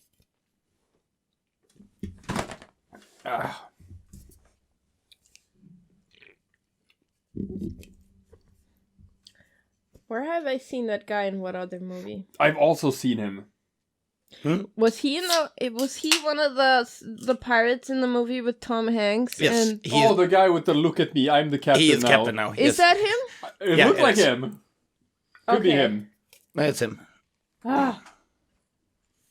Let's just not look it up and be like agree on this, and I feel good about finally having recognized someone.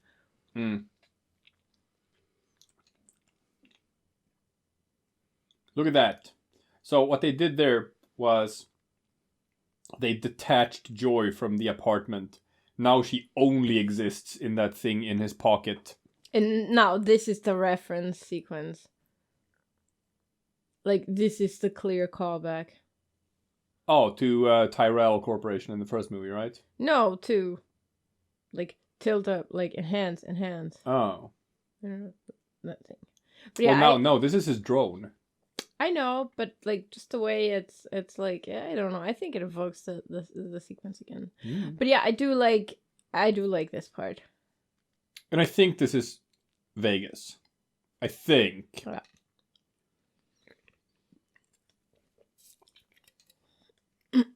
Or someplace in Nevada, at least. Nevada, Arizona, one of those. Well, it's got to be some place that's Nevada? decently close to California. I mean, Las Vegas is actually pretty far from California. Is it? Huh? Oh, the flying car. Not with a flying car, that's true. I mean, pretty far. Like,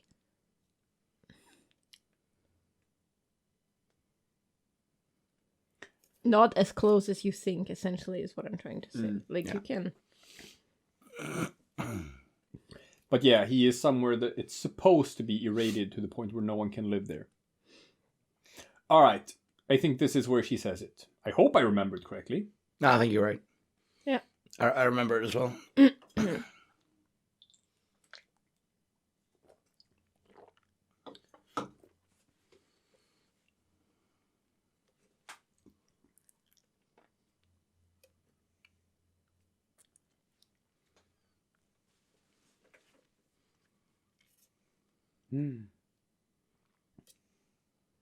I'm sorry, I look at too many memes. You can't say good boy without making me, start like Doge speak. Don't do it. I won't, but I want to.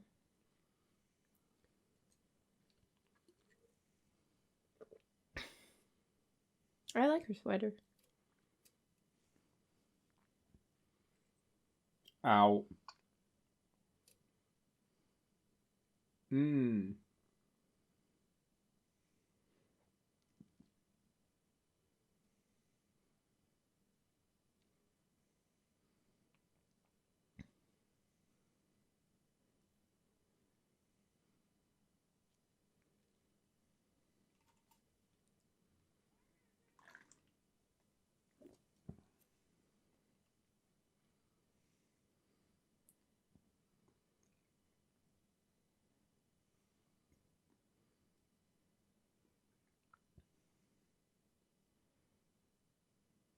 Yeah.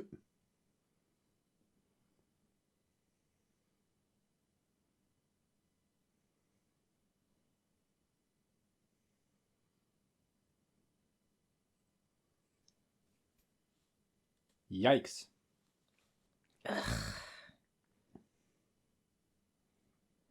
But yeah. That's what she says. Replicants never lie. Well, K lied as well. Yeah. Yes. But we know. Because that's the point.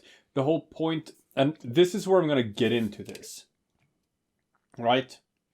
This is where I'm going to get into why Jared Leto didn't understand his character. Is because if you look at what he is, he didn't create any of this. He is just some rich asshole who bought Tyrell. Tyrell Corporation. Tyrell created everything. Tyrell created the replicants. The only thing that Niander Wallace created was his supposed method of keeping them in check and keeping them under control, right? And that doesn't work. So he like actually didn't create anything at all, and yet he fancies himself some sort of god. Like he portrays himself as a messianic figure. You can tell it's like there's obviously like just there is a clear hint of Jesus in the way he looks, and like I said, there's a point to the fact that his character is blind. Yeah, in that like he is not what he thinks he is. I think the character of Niander Wallace is supposed to be a false god. He is someone who has delusions of grandeur and believes himself to be a much greater genius than he actually is. And what you're saying is like we see from what everyone else does that he is not that kind, and that's not him, but he fails to portray him as such. He fails to portray him as such because he plays it straight. He plays Niander Wallace as actually being this sort of godlike figure when would probably be more appropriate to portray him as more of a well, I'm not going to say pretentious because he is pretentious in the way he's portrayed here as well. But I'm going to say almost ridiculous. I don't know, it's too subdued in some way, the way he plays him. I don't think he understands himself, Jared Leto, that Niander Wallace is supposed to be a false god. I think he believes the character is supposed to just be a god. And he plays him as that. And it's just such a lesser performance than anyone else in this movie delivers. Yeah, and it's especially sad because he could have basically just been himself. Yeah. And it would have been fine. I think that's why they picked him. I think that's why they picked him for the part. They were like, we need someone pretentious as fuck. Who believes themselves smells his own farts. Yeah, who believes themselves to be much greater than they actually are, and just has this sort of complete sort of messianic complex, and walks around like this holier than thou fucking god figure, and he's not. So they're like, who in Hollywood fits that bill? But on the other hand, I think that's a dumb pick then, because like if he portrays himself and he walks like that, the only way for him to portray this character accurately would be to have some self-awareness. So apparently, according to posts online at least, he even tried to have the Joaquin Phoenix Joker pulled. Oh right, I heard something about that. Yeah. Like post-production. Yeah, because you're like, no. I'm the Joker. But wasn't he only the Joker for like 2 minutes? Apparently they recorded like an hour's worth of footage for his character. He was promised... They cut out like 99% of it and only kept like 2 minutes of it in the movie. He was promised more movies as well. I can't shit on his performance as the Joker simply because I did not watch the movie. Oh no, who the fuck watched Suicide Squad? Oh, a lot of people did, but yeah, it's still up in the air if he's going to be allowed to go back and portray the Joker or not. I'm going to say with the success that this movie had, I'm going to say Jared Leto's Joker is fucked. Oh yeah, especially since... he's going to be remembered as the guy who played the Joker for 2 minutes and made everyone hate the character. Yeah, but he's not going to be in Suicide Squad 2 because him and James Gunn have beef. Oh, really? Yeah. So apparently Gunn called him a pedophile, straight out. Yikes. Is there something to that? Apparently, he's had sex with a couple of minors that are fans. Well, Okay, that so would he fit is the a pedophile. definition. Yes. Yeah, Were they minors? like 15. think- Was he a minor when this happened? If I've heard, I mean, I haven't read up on this. I've heard. Are we gonna get our channel removed for slander? Apparently, James Gunn said this, and we have no way of verifying whether this is true or not. No. So, do not go telling people that Jared Leto is a pedophile. You did not hear on this channel that Jared Leto is a pedophile. Because we do not think that Jared Leto is a pedophile. Yeah, okay, but shush. I want to actually watch this part. So as soon as Gunn, whoever was made yeah. director of Suicide Squad 2, Jared was out. Hey, I would like to put James Gunn on more project with like he should do a collaboration with Roman Polanski, No. Woody Allen. No, James Gunn needs to stay away from controversy for a while. Oh yeah. So here's the thing about this movie where it's like I understand why they did it. But it's like we're very far into the movie. We're like 2 hours in or something. And like bam, that's when they throw in Harrison Ford. And it could have been the coolest just fucking reveal if like this is just the first we got to see him and whatnot. But obviously in all the lead up to the movie, all the promotional material, they put Harrison Ford on the posters because of course they have to, because they're trying to make people watch the movie. But it would have been so much cooler if they didn't put Harrison Ford on the posters, and it was instead like just a big fucking surprise when he actually showed up. Yeah, I would have loved that. But as it were, we knew he was going to be in the movie. Wasn't there? I don't know. I don't even know what it was like. I think I just had the following thoughts, and I will put them out the way I have thoughts. Okay. Arnold Schwarzenegger. Yeah. Terminator ? But some movie. Surprise appearance. What am I thinking of? Help me out here. What do you mean? Yeah. I do not know what you're going for here. Exactly. I'm trying to figure it out. Didn't they do that with some Arnie movie where it's like No, yeah, they did it. I was going to say that Terminator Genesis. The fucking are we going to spoil that? Yeah, it's been long enough. I haven't seen it. We can spoil Terminator Genesis because who gives a shit? It's a shitty movie. The whole thing about what's the name of the kid? Not Kyle Reese, but like his actual Connor.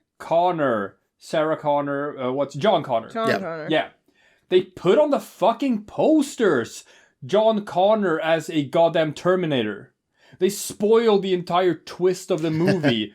That John Connor goes back in time, and then it turns out he has been corrupted by Skynet, and now he's actually like a Terminator cyborg. They spoiled the fucking twist of the entire movie because they put Terminator John Connor on the goddamn movie posters. So angry about that.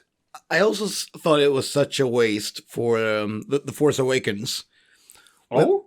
When they even put what's the stormtrooper's name in the movie? Oh, Finn? you mean No. Captain Phasma? No. The stormtrooper. Is it Finn. Finn? Is it Finn? I thought Finn was the Finn's pilot. the black guy. Yeah. When they show in the trailer that he's a stormtrooper, originally, I mean, that would have been so much better if they just didn't show that in the trailer and just had you experience that while watching the movie.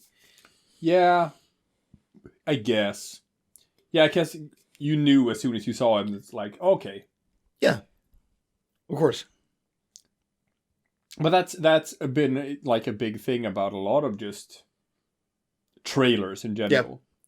They reveal too much. They reveal too much. Obviously, this is not a new thing. It's been a thing for a long time. I love this whole scene. Yeah. It's so weird with the dancing, but no sound. And Yeah. Yeah, like this is an amazing scene. Yeah, love it.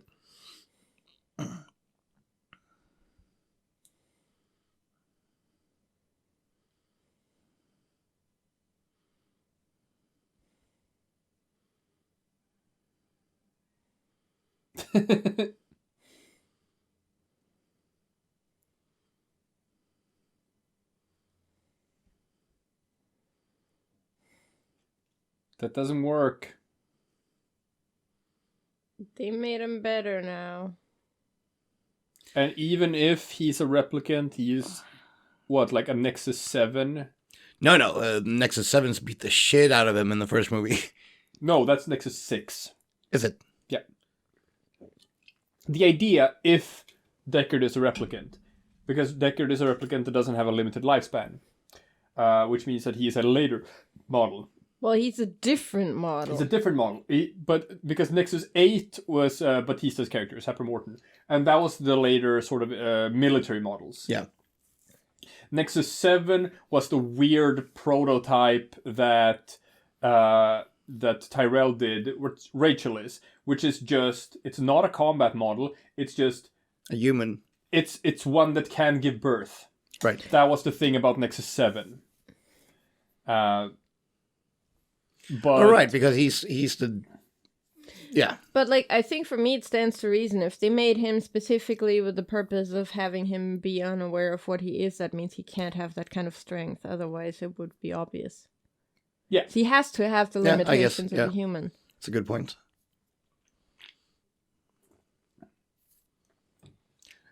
And obviously, they don't answer whether he's a replicant or not by him living in Las Vegas, because as they confirmed, it's not irradiated anymore. There's bees. There's bees. Things can live there. So it's just the perfect hiding place. And the dog's there too. Well, you don't know if that's a real dog or not. Oh my god. It could be a replicant dog that has the lifespan of a human. It's, yeah. Best That would dog. be nice. 5 dog years. That's like almost 1 human year. Hey, I just realized this. We're watching this on 2 screens. They Mine don't is know that. orange. Yours is yellow.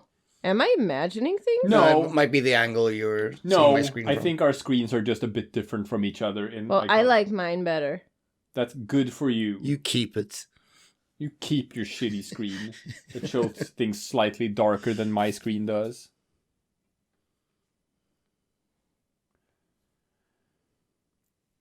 See, he's still got a bit hurty in his face. He got the hurty face. Harrison knows how to throw a punch. He'll let him. Of course he does. He has a lot of practice. We've been watching him do this for like 40 years. Hmm.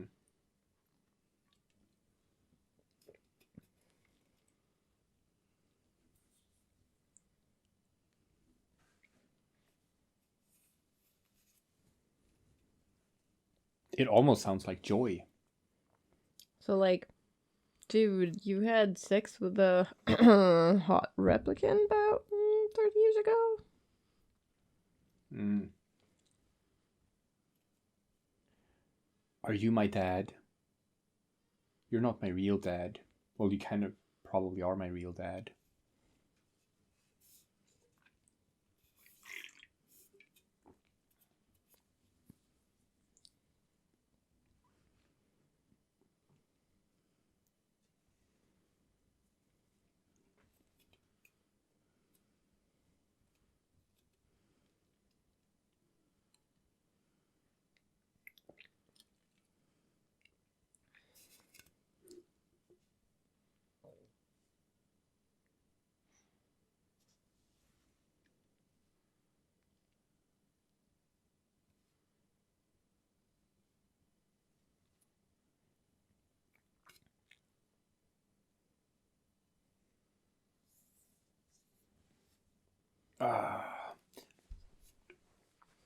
So much gravity in every scene. You don't know when you're supposed to just talk or when you're just supposed to shut up and just let it play out. Well, you've been talking over, like, all of the heavy stuff so far, so...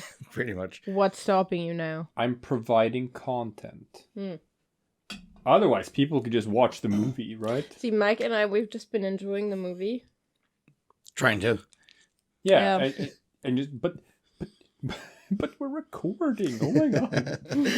The whole point is that, like, We need to ruin everyone's day while doing this. This is added value. Mm-hmm. People can watch this movie and get added value.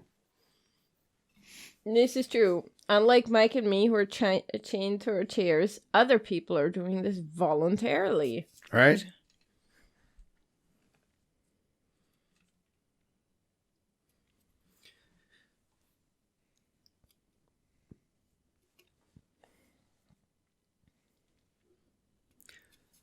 So, what's a classic that you would want to see a sequel of?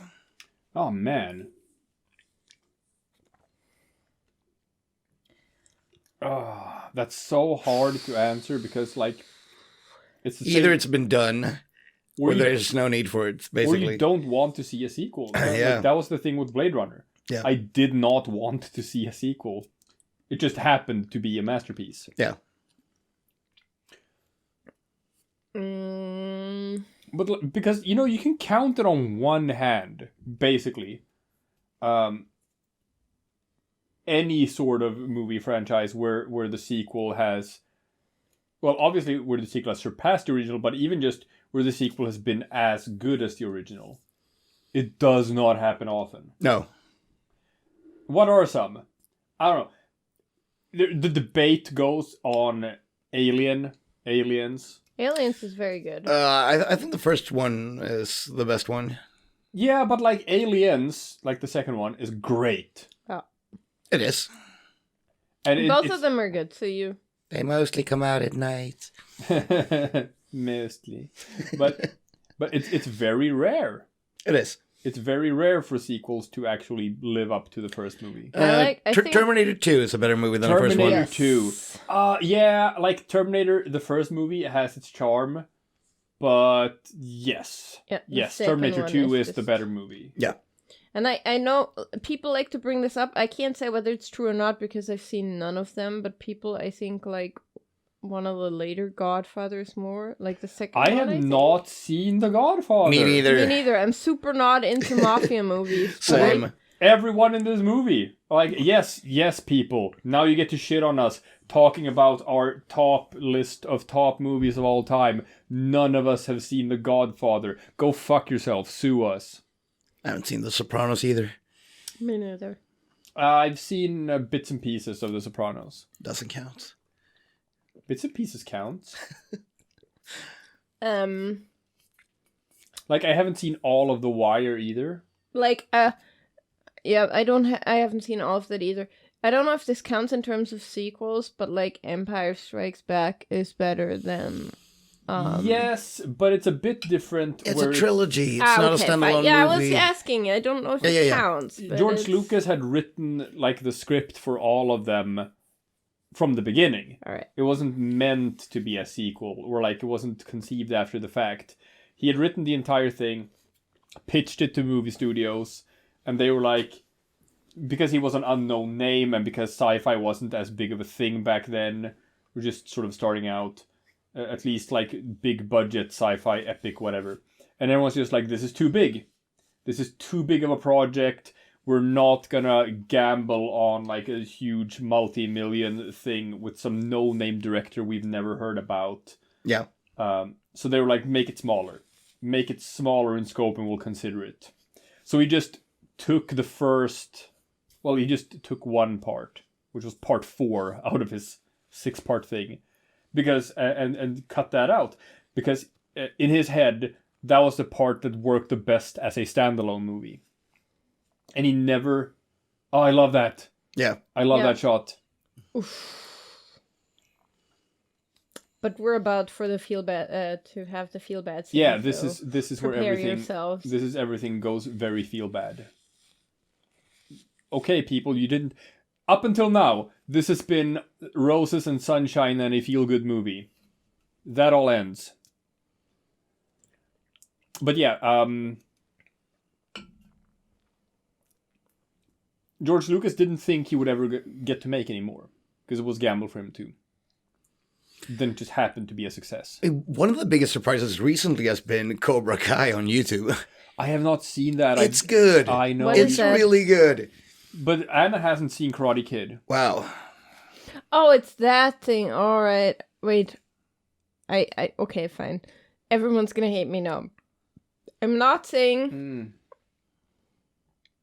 It's just the thing is this. Okay, this is the worst though. This is the worst in the movie. This is the most feel baddy thing in the entire goddamn movie. Yeah.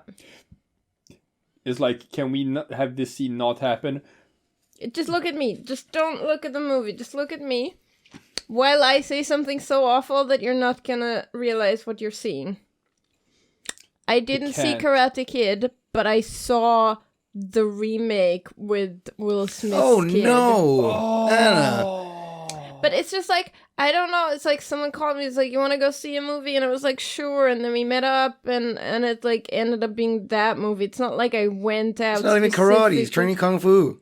I know, and it was awful, and I was like, and I hadn't seen the original, and I thought it was super shitty. I'm not distracting you enough, am I? No, I can't. Right. I can't look away. Alright, we're gonna watch this. It's... no...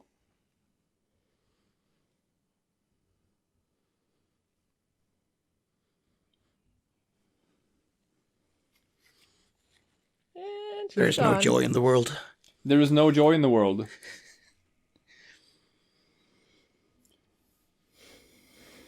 God damn. Should have made another backup copy. But the funny thing about the new Karate Kid is apparently they had a scene where they explain why the movie is called The Karate Kid, but because some Chinese kids make fun of him and calls him that, but they cut that scene from the movie. Wow.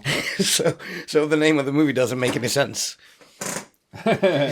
Well, I mean, it's pretty self-explanatory. It didn't make sense to begin with, but they tried to make a scene too. Yeah, but you don't have to have where it's like, he said it. Oh, that's the title of the movie. I hate when they do that. Yeah. But, yeah. Yeah, people, he fucking cheated to win. He's no hero. He's a scumbag. Ralph Macchio. Yeah. I mean, Daniel. Yeah, Daniel-san. He cheated to win. Kicked his head or what? That was a fucking illegal move. Head kicks were not allowed in that tournament. Totally. He cheated to win, and everyone cheered him for it. Not only that, he stole the guy's girlfriend. Oh my god, he did! Was a total bitch about it. And he wasn't ever even really that bad toward Daniel. I mean, the whole explanation a bit cunty to him, but not that bad. Yeah. Okay. The whole discussion on IMDb, I think it started there with why Daniel LaRusso is the antagonist in the movie was just brilliant. Oh yeah, he's the villain. Yeah. Obviously. Can I just say one thing though? Shoot. Like, without having seen the movie, the idea of stealing someone's girlfriend is obnoxious because that kind of just completely removes like her agency. It was like, we're not things you can steal. But this is the 80s, right? That's how it was. If she likes that other guy better, then she likes him better. Is it shitty? Probably. No, but she is the prize that he got for being the hero. But that's awful. Not according to Mike. Well, it is according to me. People are things. See, Mike works as a bartender. This has ruined Mike's view of the human race.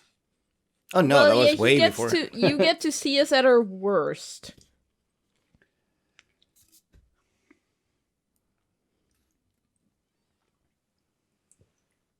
Man, he looks like shit. And she's like, oh no, the guy I fucked once, what happened? I can't remember. Is she actually a replicant or is she really, really human? She's a replicant. She's a replicant. Right? I thought so. Yeah. Maybe that's why I get confused, because I remember her being a replicant, but it's like, a real girl. No, she's pretending not to be. Yeah. See, this is where it's unveiled. First time they meet, she tells Kay that he can look at her serial number under her eye if he wants to. But he never does. Yeah. Yeah. But then I was like talking as if she was a replicant, and you guys were like, she's a human, and I was like, don't want to spoil stuff. Yeah, but you confused me actually.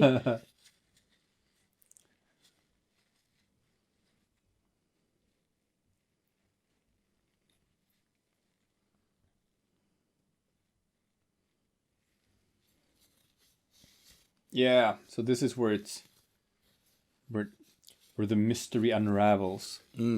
Quite.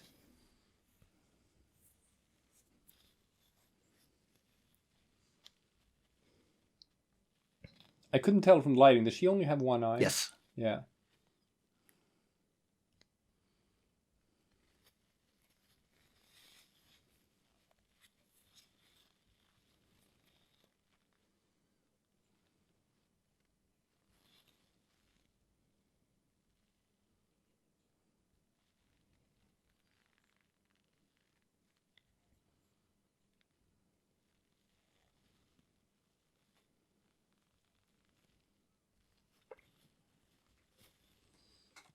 Well, that particular model, at least.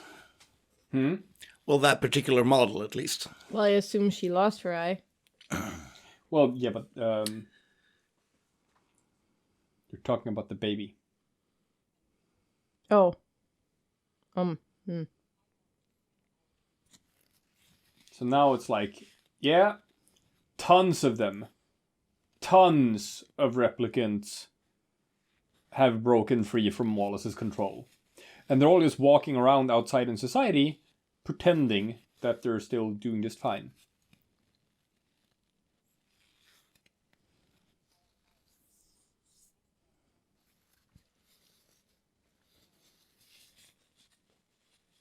And I kind of like how the movie just sort of like, it just sets this whole thing up. It doesn't actually go there. No, it doesn't go there.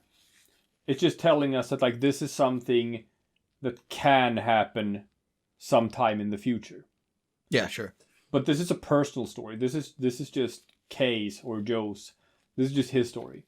And the big things happening behind the scene don't really matter all that much in comparison. Yeah. You know a movie I wouldn't mind seeing a sequel of? Dread.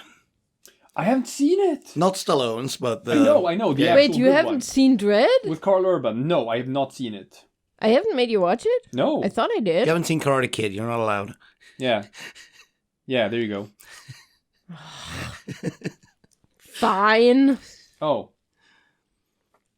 This is a big one. Oh, yeah, where it's like the kid is a girl. Spoiler much?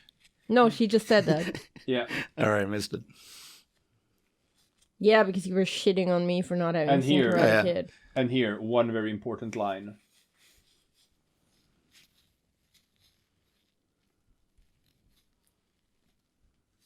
It's not him. Yeah, exactly. They all have that memory. They all at one point thought that they were the kid. No, she said we all wish. Yeah, I don't think she Not said they necessarily all we all think. thought. Maybe, but I think they did, because I think, well, obviously, you know, this goes into, yeah, exactly. This memory was implanted into him. Yeah.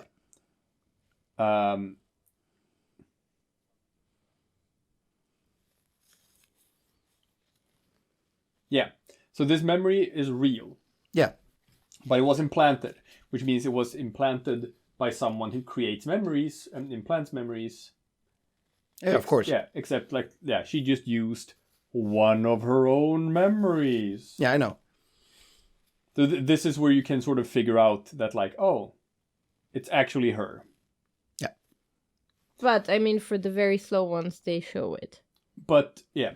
But that's also why I think, like, she is, I'm not going to say mastermind, but like, at least the spark of this revolution. She puts that memory into replicants because that's going to be the thing that's going to make them start to dig. Yeah. And eventually break free of their control. That memory is important, and I think that she put that memory in a lot of them. But it got triggered by seeing that date. What did the other one see? It could be something else, I don't know. Alright, this is again where it's just, hi Jared. We were enjoying the movie, and then you had to sort of just show up and be weird. All touchy. While wearing bell-bottom pants. He picked those out himself.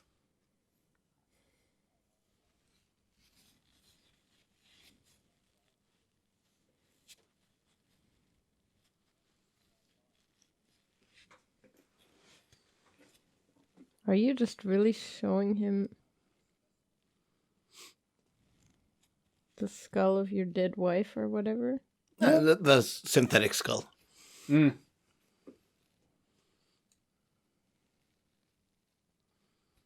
Well, in a matter of speaking, all of her skulls are synthetic skulls. But here's the thing, I still don't really have a grip on love.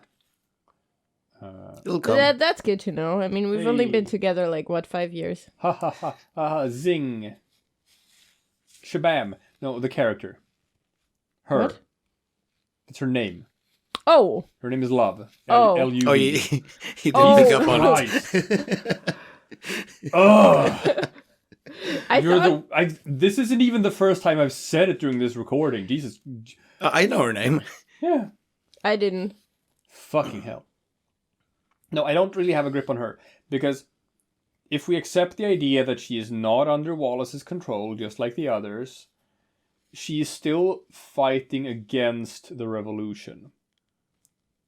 She's still trying to stop it. And it's like, why? Honey, No, like I said, I think Kanye is pro-Trump, pro-whatever, racist things they put out. Yes, Kanye, quote, George Bush hates black people, end quote. no, But Trump's cool, though. like I said, I think that Love wants to serve to the best of her ability, even if she has to lie and do things that he didn't necessarily ask for. But I still think that But she I don't wants. know. If this goes into the whole Detroit Become Human thing, where it's like, if the idea then is she serves by choice, but why would she choose to serve someone who is obviously a delusional, god complex monster? Maybe she doesn't serve by in her choice, but programming. just has a little more freedom in how she carries out her duties than she thinks she does. Maybe she's just not there yet. Maybe she's on that step where it's like she can't deviate from her protocol, but she hasn't broken free. No, I like to think that there's more to her character than that. Mm-hmm. I like to think that she has some motive of her own that might not be entirely explained to us. It's just sort of implied that it's there. Well, yes. That's what comes across. I'm just saying I like to think that it's not unintentional. Because, you don't have to answer every question in a movie. I like when a movie, just doesn't answer every question. Just leaves some things to the imagination of the viewer.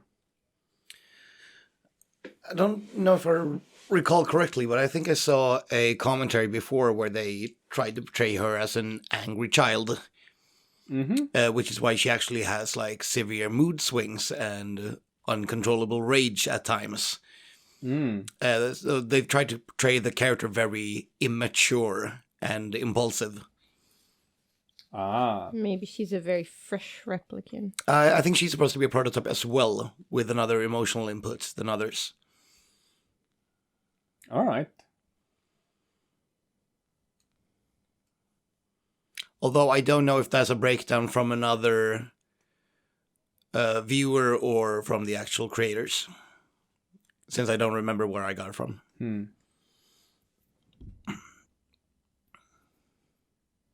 Look at this, it's so weird how he delivers these lines. It's so weird how he portrays the character. It really just feels like a dude reading lines. Honestly, it feels like a dude just reading lines. Also, that room must be horrible to enter after a night out. What do you mean after a night out? I'd have had Yeah, an when accident. you're shit-faced and you're trying to crawl No, to bed. I mean like I'd have had an accident already, like sober.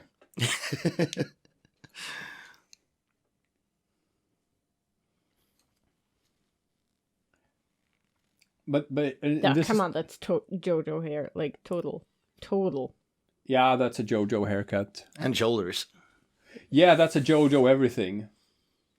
That is a JoJo character. 100%. Her eyes were green. Yeah. See, the records were gone.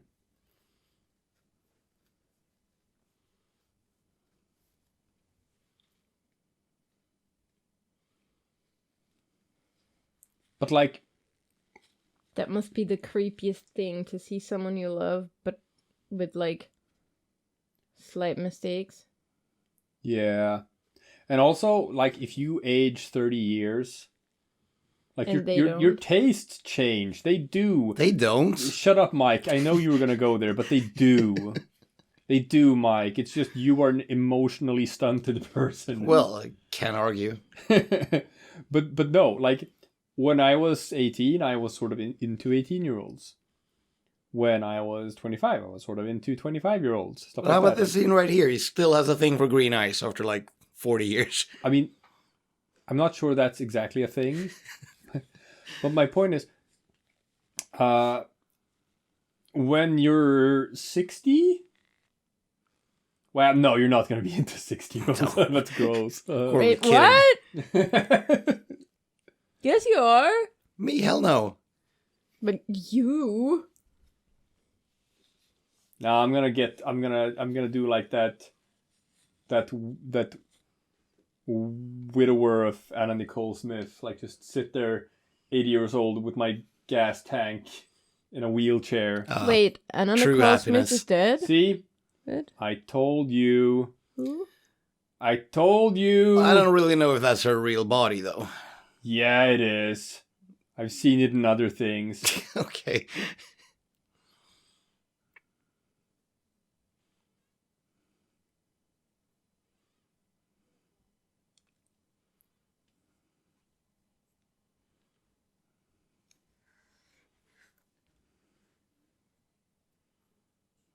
What? I mean, I think that's in his head. Maybe. No, it's like Joe, like a John Doe, like customer. you're an any guy. Oh. No, I think like a Joe. Isn't a Joe like a customer of a prostitute also? No. No, Is you're that a right. John? That's Oh, a that's a John. John, yeah, you're right? Sorry. Yeah, yeah.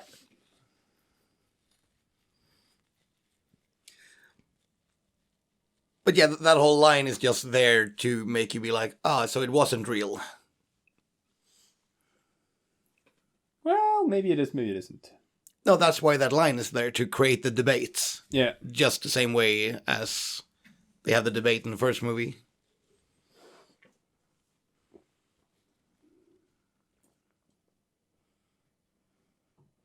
That's the unicorn, so to speak.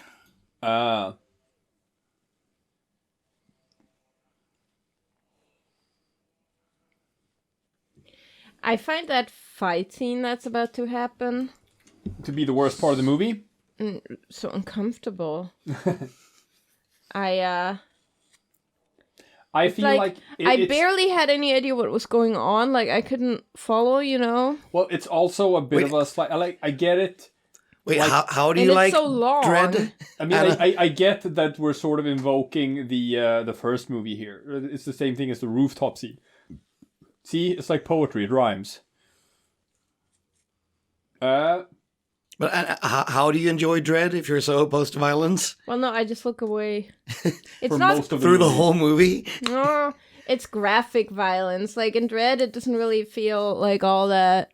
It's a gore movie, Well, basically. I guess I just Ooh. look away a lot. Now I'm intrigued. That's not why I'm opposed to this scene. It's not the gore. It's that it's confusing. I can't really follow who is doing what, and it's very long. It's very drawn out. It is, and it's uncomfortable. It is, and that's what... Is it amongst the most violent movies out there? No, I'm talking She's about still this. talking Right. about this Yeah, scene. I'm talking about Dread. Ah, yes, the Stallone movie.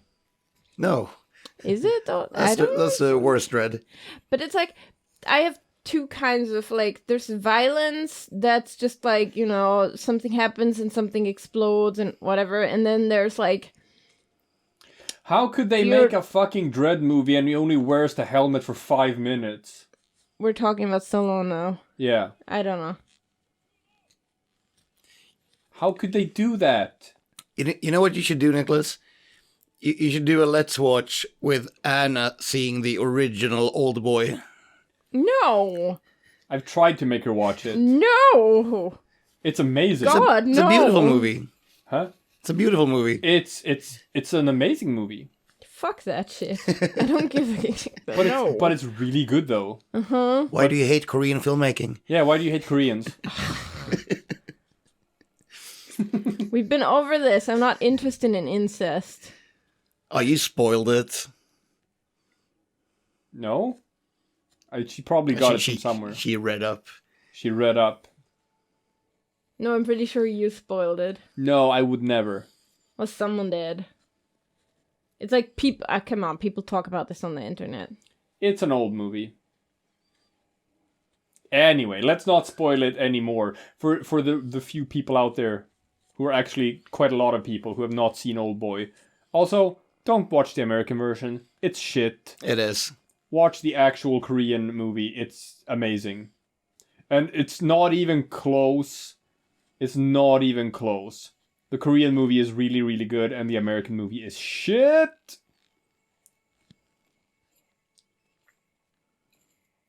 There you go. Also, same goes for Let the Right One In. The Swedish horror movie. Watch that one. That's the good one. Don't watch the American version called Let Me In. I haven't seen either. I saw, like... I don't know if I saw the DVD for Let the Right One In somewhere. Or just on Netflix. But it's like... It's got this kid on it with this really awful haircut. It's like, just fuck my shit up style. Yeah, it's the Swedish 70s/80s 7-year-old haircut. It's awful. What were they thinking? That's what we were all thinking. It was acceptable at the time. Was it, though? It's not what you looked like as a kid. You don't know. Oh, Yes, you should I have do. seen him back in the days. Oh, I've seen so many pictures. I've seen so many pictures of him as a kid. A lot of them. Well, have you Naked. seen It's a him? thing moms do. Moms show Oh, yeah. picture albums. Have you seen him with a small patch of braid extensions? Oh, come on. I didn't We've know. talked about this. Everyone knows at this point that yes, I was a LARPer. Oh, but I It's didn't fine, see the it cat's out of the bag. with... Yes, but I didn't see it with braid extensions. Well, See? ow. I need you to get me those pictures. If there are any. If there are any, I might have It was burned. like one summer or something. Alright, so he's been shot and stabbed at this point. Mm-hmm.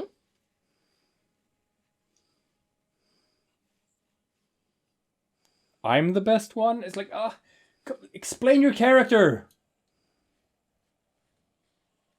The best what? Replicant. Deviant.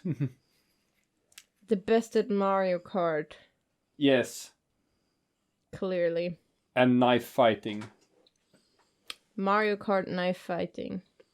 That's how you do the Mario Kart. If you're losing, you start knife fighting. It's actually a solid strategy because most of the time I actually go the wrong direction. Ah. So you approach them from the front with your knife.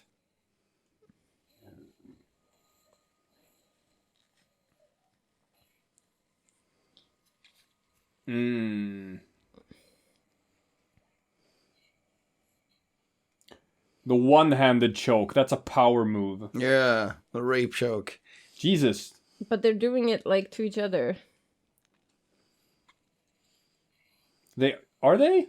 Yeah, No, she's not choking. No, she's holding him underwater. Ah, yeah. He's like, oh, that's a good move. Holding you underwater while I'm choking you. That's smart. Why didn't I think of that? And like I realize Yeah, this now, is drawn out. This I goes know on it's for a super drawn while. out, but like I realize now that like at home I can see so much more than when we were in the movies. I guess our screens are brighter. Her screams are brighter? Our screens are brighter. I was like, do screams have a color? Yes. They're For uplifting. For people with synesthesia, they have colors. Screams of joy and brightness. Yes. No, it's like there's people who can like hear things and see them as colors and whatnot. Yeah, I know. Like I had a coworker whose brother had that, where he, like, It's called crazy. it's called synesthesia. He saw sounds as colors. Should probably have that checked out. Yeah, probably. No, I don't know. He could actually identify like pitch that way. Huh. That's kind of cool, though. Yeah, it is. So, or he can. Sorry, he's still alive. We presume he still can. Yeah.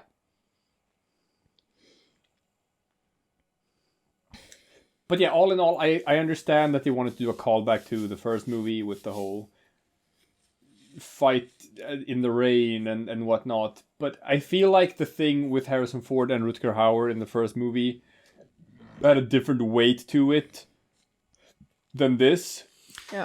Yeah, this was just like a fight scene with some ninja kicks thrown in. It's like, I don't think this movie needed that. I don't think it needed to have a long drawn out fight scene, because Love as a character is not as interesting as Rutger Hauer's character in the first movie. No. Of course not, and he's not the driving force of the plot, so to speak, the way Rutger Hauer was. No, she's not. And like I said, she has such unclear motives. You can't really ever get a handle on why she does the things she does. And Wallace is also just, just kind of, he's there. But this is what you care about. You care about the things with Joe and Deckard and Joy and just his sort of personal journey. And all the big stuff is not that important. Yeah. All the big stuff with the Wallace Corporation is not as important. So you didn't need to have a stupid fight scene. You didn't need to have it. No, and it's one of the poor scenes of the movie as well. And it kind of feels like, what's the opposite from falling to your death from a building? Drowning. Like this is, yes. This is probably gonna sound awful, and I guess I would have actually been perfectly fine with the movie if they just cut out all the scenes with the Wallace Corporation. Which just him finding these hints and looking it up and finding Harrison Ford and then eventually leading him here. Well, there wouldn't be a sense of urgency if there was no one. I know there wouldn't be a sense of urgency. Well, there would be if you just presented it as like if someone found this out, and you kept that pressure up. But no action, you know what I mean? Sure. Also, I personally would have been fine with that movie. I know maybe not everyone would have. Also, he needed the Wallace Corporation to actually guide him. But this is also the cool thing about this, where like you could watch this entire movie and just treat it as like a prologue. One to the real story that we will never get to see. Yeah. This ends here. But this is the same way that 40-minute thing with Batista you talked about that was the lead into this movie. The same way you could say that this entire movie is just the prologue to the real big things that are going to come later, which is here where he hands him the horse. It's kind of like just an acknowledgement that this is not actually his story. Yeah. Yeah. which is interesting because we've been following him for the entire movie. Yeah, no, I love that though. Yeah. Because it's not his story. Yeah. Also, what I meant earlier wasn't necessarily without the Wallace Corporation. I just meant out any of the fights. They can be in there, sort of, like, as the sinister thing in the background that provides that sense of urgency. But I didn't need any fights for this. No, I would have preferred if the scene with Love here was just ended immediately, like second. They didn't need to have like a stupid drawn out Hollywood fight. Right? Yeah. She could have shot him, he could have killed her, bam, that's it. Yeah, done. That's all it needed to be. Because there was no sort of like a fight scene should have a sort of weight to it. It should tell a story of its own. The first one, in the first movie, that fight scene absolutely tells a story. The whole thing about him just going feral and stripping down to his underpants and just sort of toying around with him. And he could have killed him whenever he wanted to. Yeah. He just chose not to because he was trying to prove a point about humanity and... But he was dead soon also, so there wasn't a point to killing Deckard. Yeah, and that was an interesting part about it, where it's like he doesn't want to kill him because he's gonna... His path is over. It's gonna end here and now, so... Yeah, he just realized his life wouldn't be extended and he had like days to live. Yeah. So he wants to to beat him up for a bit as a revenge for killing his friends, but he actually doesn't have any intention to kill him because he doesn't want to. Just wanted to break his fingers and But yeah, even so. So that fight had like a story to tell in itself. You can go to like just the whole thing about what the Red Letter Media review said about the lightsaber duels in the original movies compared to the prequels. Wait, what? Are we in Star Wars now? Yeah. Oh. Where they were like, yeah, those stories, like those lightsaber duels, the one between Darth Vader and Obi-Wan, it's shit from like a pure action fight. Yeah, they're horrible, like baseball swings. But it's a fight that told a story, which made it have weight and had like gravity to it. Whereas the lightsaber duels in the prequels is just people swinging around lightsabers in CGI to make it look cool and badass with more lightsabers, and they have no weight to them at all. And that's pretty much the thing with this too, where like the whole like Love and Joe, what's the story there? Joe wants revenge because Love killed his hologram. That's about as much connection as those two characters have with each other. I think it's more about, he needs Deckard and she wouldn't let him, so. Man, Denis Villeneuve, you made a fucking good movie. And yeah, like, it's implied that this is where big things are gonna start happening. The whole revolution they're talking about that we never get to see. Oh, yeah. And the ending is just Harrison Ford being reunited with his daughter while Joe dies on the stairs outside. He doesn't get to be a part of the ending because it's not his story. Although I would be all for like an anime continuation of what happens next. They've obviously set it up so that we can get another movie, which we might in 30 years. No, but since they've already done one anime iteration that is canonical. They could go the full anime route as well with what happens next and the revolution and so on. Yeah, sure, that would be cool. Yeah. And like I wouldn't mind. Also, fun little tidbit. When these movies play out in universe, the original Blade Runner movie takes place in 2019.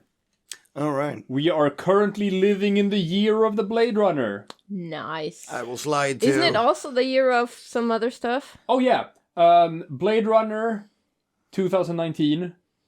Akira 2019. All right. And Arnold Schwarzenegger's The Running Man. Right. Also takes place in 2019. Running Man is so cool. Good year for sci-fi storylines. Apparently. Yeah. Man, we should rewatch The Running Man. It's an awesome movie. It is. It's so shit, but it's an awesome movie. I love that movie as a kid. Oh, it's been so long. And it's like, it's so weird for me seeing Arnie Austria's movies. best actor. Like, when... Austria's only actor. Like, I know... Well, there's a debate about whether or not Christoph Waltz counts. Oh, does he count? Like I said, there's a debate. But why would there be a debate? Because it's like the same kind of debate about me. Am I Austrian or German? Ah, I see. Yeah. Was Christoph Waltz born in Germany? Well, he was born in one place and then he spent a lot of time in the other, but I can't actually remember which is which. Want me to look it up, or does it matter? It's like...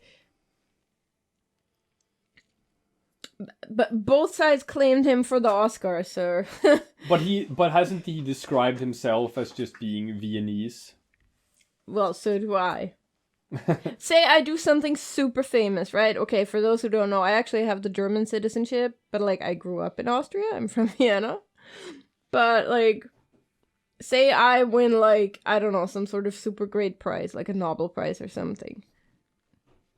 Do I count as German or Austrian? I'm gonna say Austrian. But, like, officially, there's no record of me being Austrian. Aside from all my school records. Hey. Uh, But anyway, back to the movie. I know we've just been rambling over all of this, right? Don't take that as any sort of dig on this movie. We love this movie. This movie is a masterpiece. And I don't think that your viewing experience has been improved by us talking over it. I think the movie itself is probably better if you just watch it for what it is without this commentary track.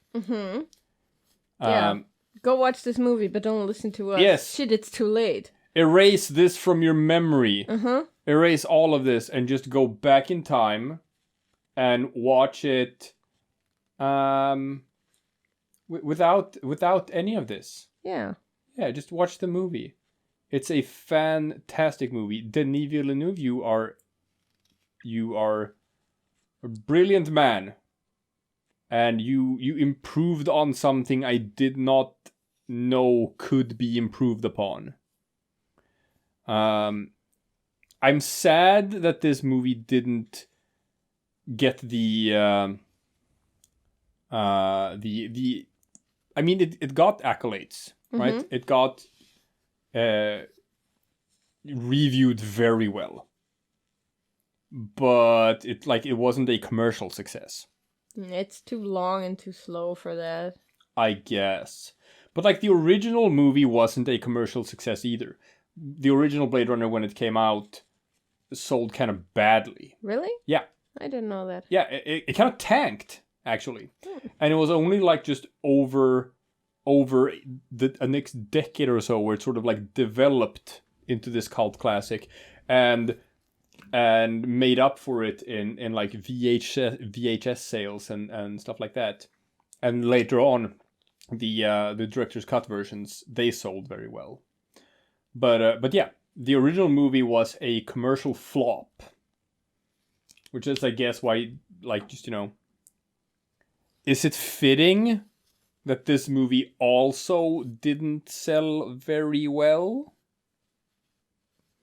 Well, both of these stories aren't like your typical sci-fi stories. They're not told like, you know, like they're not fast.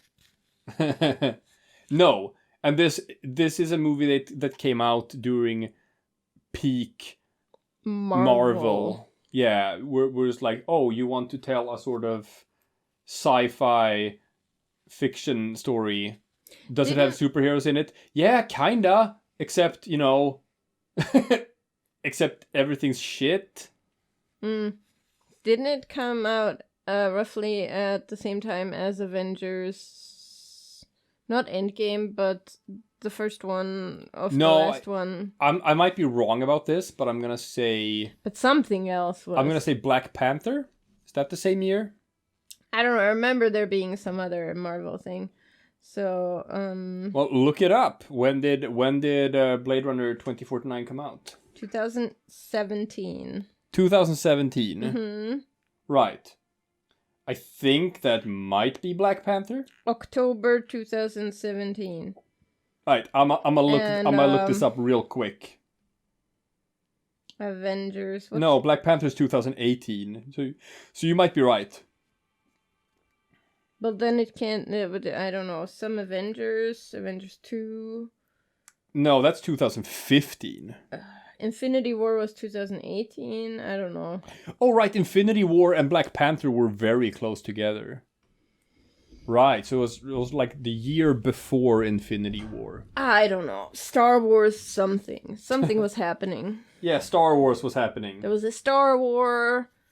Was it Star Wars? Was it Force Awakens? Possible. Oh, that was you in might December. be right. Yeah. So.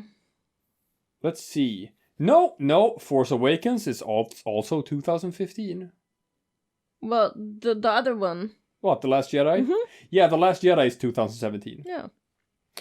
Oh, you think that was it? Mm-hmm. Yeah, December 2017. So it was like 2 months before The Last Jedi. And Guess which one sold better? Mm. That's a sad fact of this life we live. Yeah, The Last Jedi wasn't a very good movie. No, it was not. It was not a very good movie, people. Do you think he can save it? Who? Didn't they bring back J.J. Abrams to do the final part? I think they brought back J.J. Abrams. Well, the question is really, how is he gonna retcon it? Well, we'll see. We'll see if he's gonna retcon it. Doubt it. There's no room for it. Yes, there is, with time travel bullshit. Well, that won't happen. You can retcon anything with time travel bullshit. Well, that's not gonna happen. No? Come on, what's the thing with Palpatine? Why are they bringing Palpatine back? I've already read spoiler leaks, so... Oh, I've also read them, but they might be wrong. But They might be. But spoilers, That makes sense, though. Spoilers nowadays tend to be right. Yeah. It's been a long time since we got leaks for spoilers and stuff, and then they turn out to just be super wrong. Which means you probably shouldn't say them out loud right now. No, we're not going to say them out loud. Yeah, I said I had leaks. That's... Alright, well, I'm hoping for stupid time travel bullshit to retcon The Last Jedi into never happening. That would be great if they could do that. Oh, but I'm so sick of time travel. Everyone is sick of time travel. that it? In about 30 seconds or so. Mike, do you wanna say something to close out this broadcast? Oh, there's no one still listening. Well, what if there were? Well, exactly. You can say whatever. You can say the N-word. Yeah. No. No. God. On 3. No. I am saying the no word. No. All right, it's been fun. I think that's a good way to close this out, huh? If you're still here, thanks. Yeah. Thanks for watching. Why are you still here? Yeah. Jesus Christ, why are you still here? Get a life. Get a life.